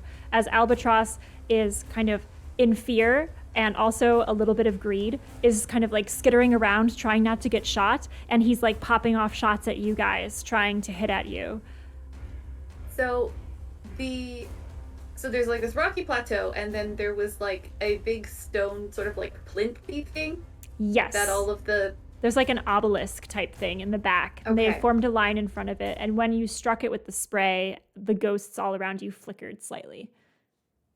Cool. I would like to use fisticuffs, which is when I want to bust through something, take the angry or bloodthirsty weakness I already have, and roll plus blood. If you have both weaknesses, you can use fisticuffs at any time. On a hit, you destroy any object in your way. On a 7 to 9, you destroy something you didn't intend or harm yourself in the process. Your choice. On a 6 or below, your violence is your undoing. I would like to wreck that obelisk. Go for it. Roll plus blood. Specifically with all of my weapons that deal 1 wreck. How many weaknesses do you have left to mark? Weaknesses? I've still got 4. Okay. Yeah, roll plus blood. Yeah, because there's 2 specific weaknesses that you can mark off, and if you have both, I can use fisticuffs at any time. Mm-hmm. So, is there any way that Zikif could assist you with that? Spend a bond? Maybe somebody's in the way that I can distract or something like this? I mean, potentially what might get in my way is the ghosts, which are magic. So if you could, I don't know, maybe if you do weird magic stuff. I'm not a wizard, you know. Let's read books. But I mean, maybe I don't know. Are they like semi-spectral? Because maybe I can just like, I mean, I don't think they're like very physically capable. Maybe I could just grapple. Yeah, everything is like semi-spectral. It's existing in this plane, and you can tell that when it gets closer to the obelisk, it becomes more physical than spectral. Yeah. Okay, so I'm gonna spend my Maybe you bond. just lure them away from the Or I obelisk. can lure them away. Yeah, that I can. Oh, that's a very good idea. I'm gonna take out my blood book and wave it in front of them and pretend that this is one of the books that they actually want. It's not, but I'm gonna try. All right. So I spent my bond on that, so we get a +1. Excellent. Lavinia has a +1. Giles, I'm going to pause the action in this moment. Jolene and Pierre are locked in a final battle of wits and wills and vengeance for past wrongs. Lavinia and Zakif working together with their respective areas of expertise so that Lavinia could basically become a bull and slam directly into this magical obelisk. You see Albatross kind of with that little like, no mutiny, as he's like firing his weapon at you as he's running along the top. What do you do in this moment as all of these spectral creatures are swirling around the black onyx obelisk, and somewhere your connection to Frank still there, faint, because he's in another dimension of sorts, but you can feel that it's still there, still salvageable, even though the wreck of the ship has already sunk to the bottom of the sea. What does Giles do in this moment? I'm gonna kill him. I'm gonna kill Albatross. I will find a way to kill him. I will find a way to kill him. I want to roll my advanced move. Summonous Reigns. When you expose yourself to the elements and bend them to your will, roll plus Spitfire. Mm-hmm. On a 10+, the sky is putty in your hands. You summon a storm or banish it over several minutes. On a 7 to 9, you manipulate the weather in the direction you desire, but you're punished for it. And on a 6 or below, you've pushed yourself too far. The fates take a raise. I don't know what a raise is, but I'm assuming just not good for me. Yes. Yep. Go ahead and make your roll. Okay. 8. All right. So I can manipulate the weather in the direction I desire, but I'm punished for it. I'm assuming you pick how I'm punished. What's the name of this advanced move? Summonous Reigns. Ah, yes. Okay. So what do you manipulate the weather to do? I guess the weather is a bunch of spirits right now. Yep. I don't know if those count as weather. Yeah, it's the only weather in this area. I mean, you did come through that lightning storm, but you can't see that anymore. It's clear skies except for these strange ghost spirits of creatures all around you. You know that moment in the Disney movie Hercules where all of the souls are swirling and trying to pull people underneath? I would like to direct all my energy into that form to Albatross. Whether or not it really works well, but that's what I would like to manipulate the ghosties to try to do in that direction towards him specifically. Awesome. I'll be punished. That's fine. Awesome. All right. So that's where we'll freeze your scene is. What does it look like when you do that, by the way, Giles? I'm gonna say Giles is just he's over the past several hours, he's been introduced to more power than he's ever known. So he's going to do the same sort of thing. I'm not sure if his eyes will also glow again. I don't know if this is an after effect of having interacted with the book, but he's going to reach his arms into the sky and start doing a swirling motion until he feels like they're sufficiently bundled, for lack of a better term, and push it forward to where Albatross is. I feel like the sheer force of it is going to absolutely bring me to my knees, but I'm going to fling all of my power into that direction. Awesome. And I'm gonna scream, "This is a goddamn mutiny!" I love it. Because I hate him. I freaking love it.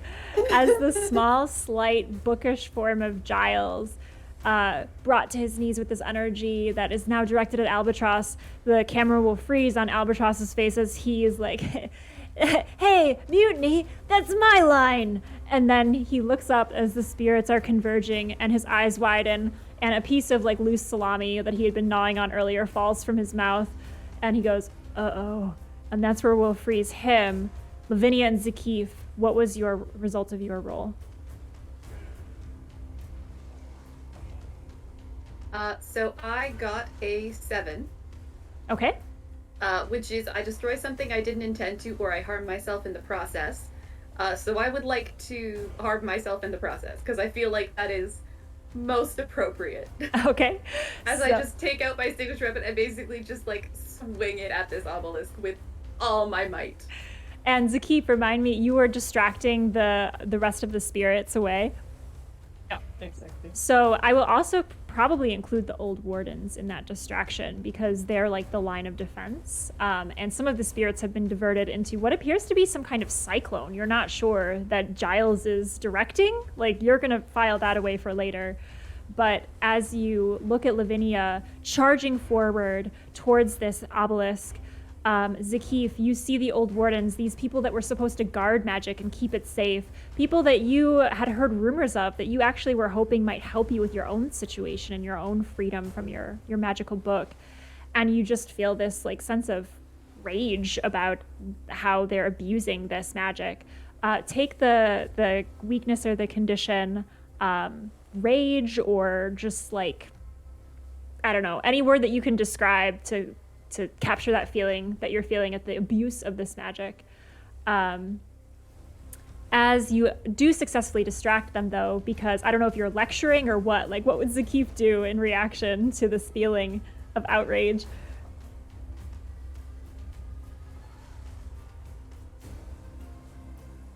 He was distracting with his blood book, which we had established as like he agreed it, and it's conjure an elemental effect, and we said it's a whirlpool. Mm-hmm. Can he only do the whirlpool if there is already magic, or can he conjure a whirlpool out of thin air? I think it'd be cool to conjure one out of thin air. Sure, he's going to start and read the book. So, marked by this outrage, there's a swirl of spirits, and in the air, which is already kind of circulating, you can kind of feel the breeze moving around, and the water is being sucked out of the air, and a whirlpool begins to form as Zakif begins to drop a lot of arcane indignation on these old wardens for failing at their task. Lavinia, charging towards the obelisk. Tell us what that looks like as you crash through this arcane structure. I think what happens is she sort of is kind of blindly running, and essentially just like first like swings with her hammer thing and like takes out a big chunk of it, and then she basically just starts like just punching it until it just sort of, as it slowly crumbles. And I think the harm comes because she's not paying attention to the fact that it's a very tall thing, and so she manages to knock enough out that it basically starts toppling, and part of it topples onto her. Yes. As this happens, your fists are bloodied, and you no longer feel them. It just feels like numbness on the ends of your hands as you're punching and punching. In the back of your mind, though, even though you're using your brute force to do this and protecting others, which is what you've done your whole life, there's that reminder of Mary's handshake, and when she said, "All right, Captain, welcome aboard." And you know that you're more than this. You are this, but you're also the captain. And this is where you're steering the course for your crew. As the obelisk, topples over on you, you do take 1 harm, so go ahead and mark that. But I was honestly expecting more. That's fun. But you are able to, you're knocked off of your feet, but you're able to keep that sense of pride in having done this, not just as a bruiser or a protector, but as a leader of this crew. Jolene, as you're fighting with Pierre, there's a lot going on. There's this cracking sound of stone behind you, and then all the spirits around you begin to flicker, but not before you hear them off to the side as these spiritual entities form this tornado controlled by Giles. You hear the last words of Albatross, "This is a mutiny!" as he's being completely engulfed by the remnants of these spirits. When they dissipate... Giles has gone mildly insane. He's just cackling at this point because this is fantastic for him. He's very excited. The spirits dissipate to the sound of Giles laughing maniacally. They're no longer visible. As soon as that rock cracks, The spirits are gone. Actually, so is Albatross. Like, all the flesh on his body is gone, and it's just a skeleton that's there, wearing his clothes, but the flesh is a skeleton wearing human clothes, and it clatters to the ground in front of you, Giles, as you continue to laugh. Zakif and Lavinia, the stone has cracked, the spirits are gone, and you watch as Jolene and Pierre are clashing toe to toe. It's one of those, like, you've been firing at each other, and now you're like at hand-to-hand weapons. You've got your dagger out, you said, Jolene. He has his sword, and you're kind of very close to each other. And he's right next to you, and he does that thing where it like looks like he's gonna like smell your hair or something really creepy, and he just says in your ear, "I've missed you, Jolene." What do you do?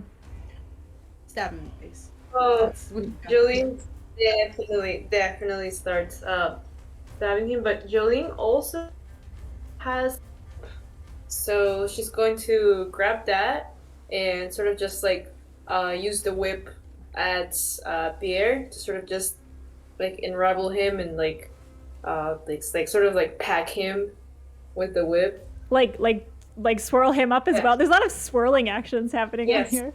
Awesome. And then like super covered in it. Okay, your choice here depends on what stat you're strong in, but do you want to roll use a dirty trick? Like, are you distracting him in order to use the whip? Oh, that could be it. Could use a distraction. So, are you strong in vinegar? Let's see. I am the strongest in polish, actually. That's somehow very surprising to me. Well, that won't. Yeah. Oh, yeah, because you're sexy Jolene. Yeah, that does make sense. Well, you can roll a traditional strike or shoot, or use a dirty trick. I don't think polish will help you in this situation unless you wanted to just like deceive him or talk to him. But you're like locked in combat with him at the moment, so your choice. Yeah. What does a dirty trick have? Dirty trick will allow you to get away clean or up the ante. Oh, okay. Yeah, I think getting away clean sounds good. Like, well, having him fully tied up so that I can just take some distance and rearrange. So go ahead and roll plus your vinegar stat in this final scene of our battle.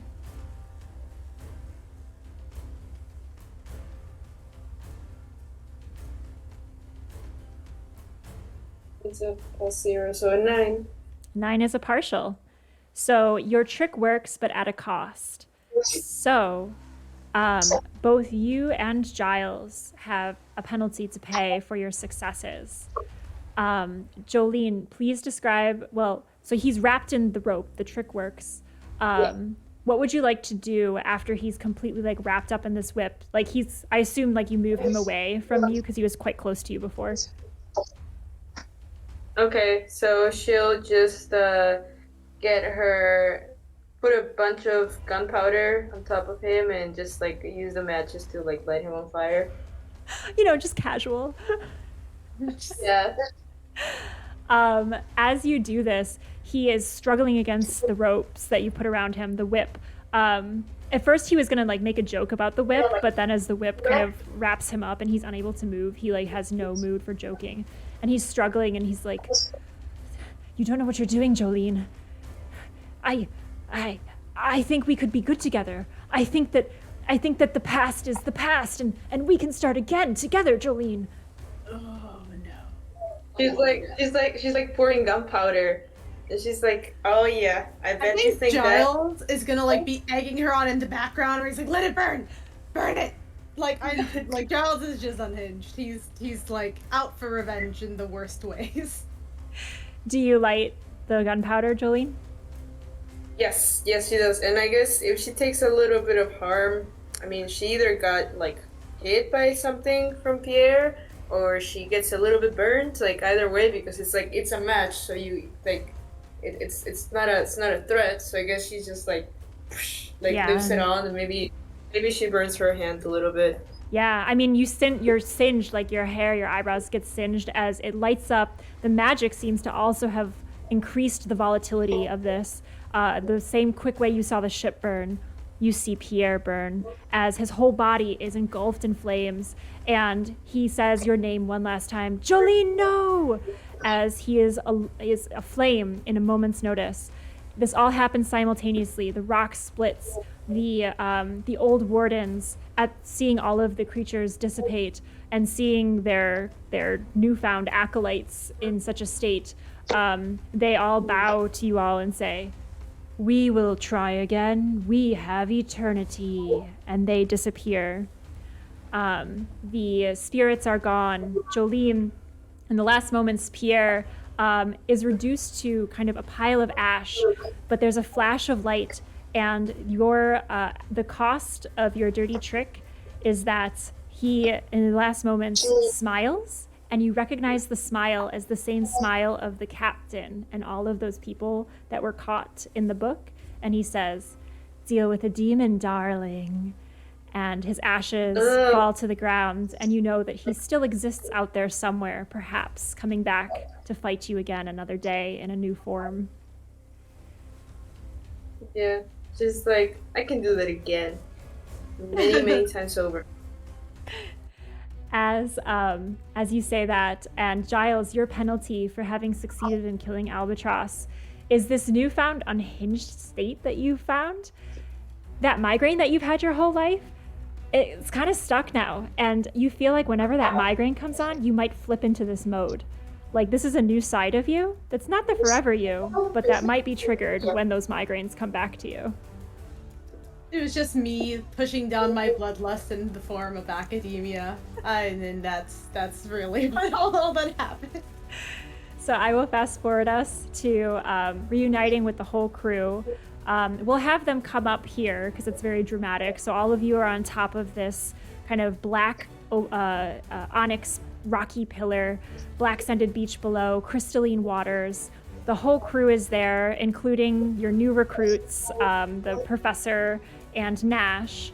Nash ends up putting all of the books together because the sharks had brought the rest of the books here. And Zakif, you and Nash are able to find a way to untether yourselves from your books, respectively. You are free genies with all the magic that you have, but no tethers to your tomes.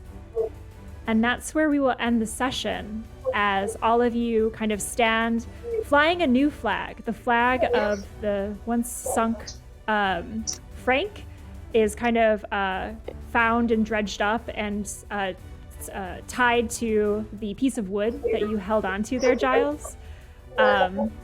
I would love if you all give an epilogue to your character as you're all kind of standing with the new flag flying on top of this mountain. What is kind of your character dreaming about or excited to do on your next adventure? We'll start with Giles. So I think Giles at this point has discovered with his unhingedness, his love for adventure in a way that academia has not served him.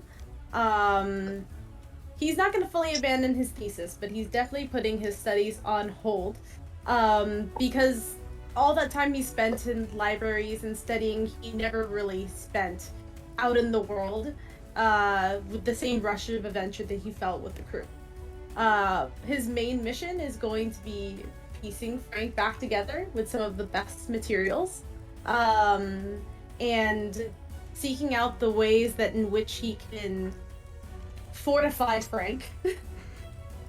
Maybe there's a lightning rod that will prevent disseminate lightning in case of a future incident.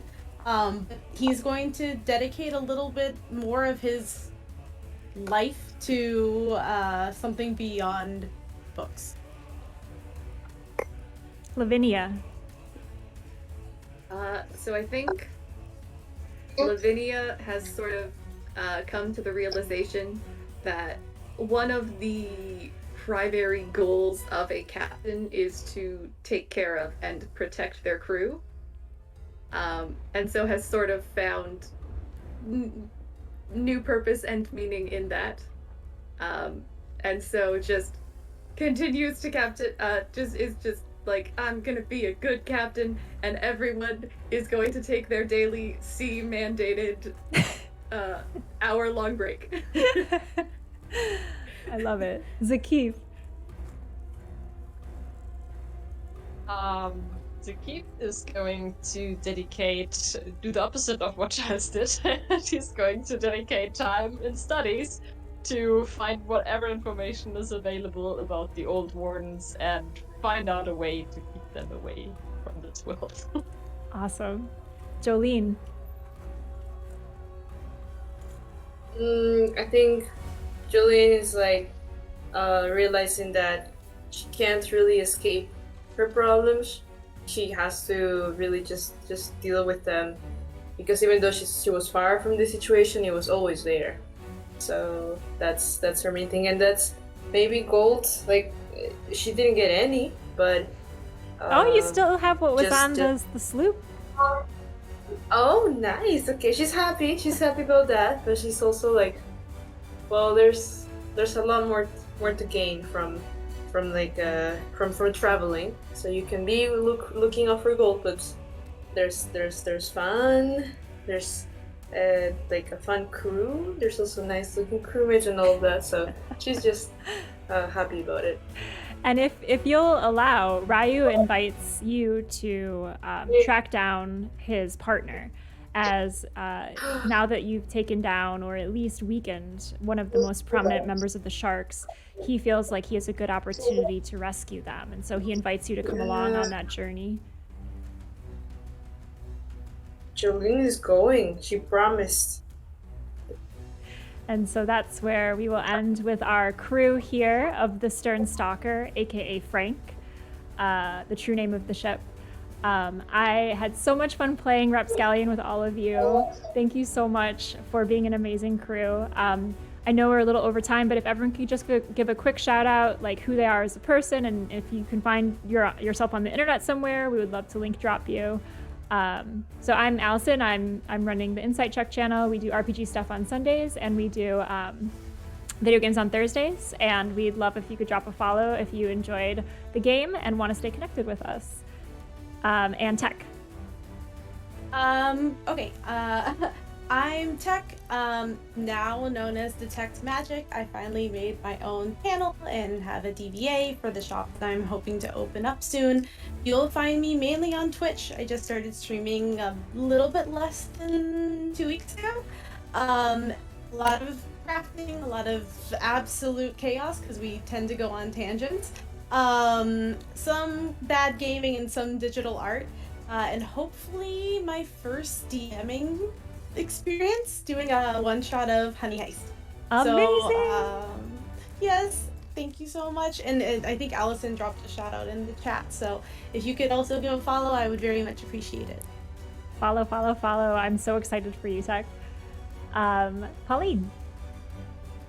Hello everyone, I'm Pauline. I don't really do much online apart from this. But we love having you. If you continue to watch, you will probably see me pop back up on occasion. I hope you do. I will. It's always a good time. Good way to spend a Sunday morning. Yay! I'm so happy. And Elena. Yeah, kinda same. You won't find me anywhere, but may see me back on stream at some point. Yay! Oh, I'm so happy to hear it. And Kimberly.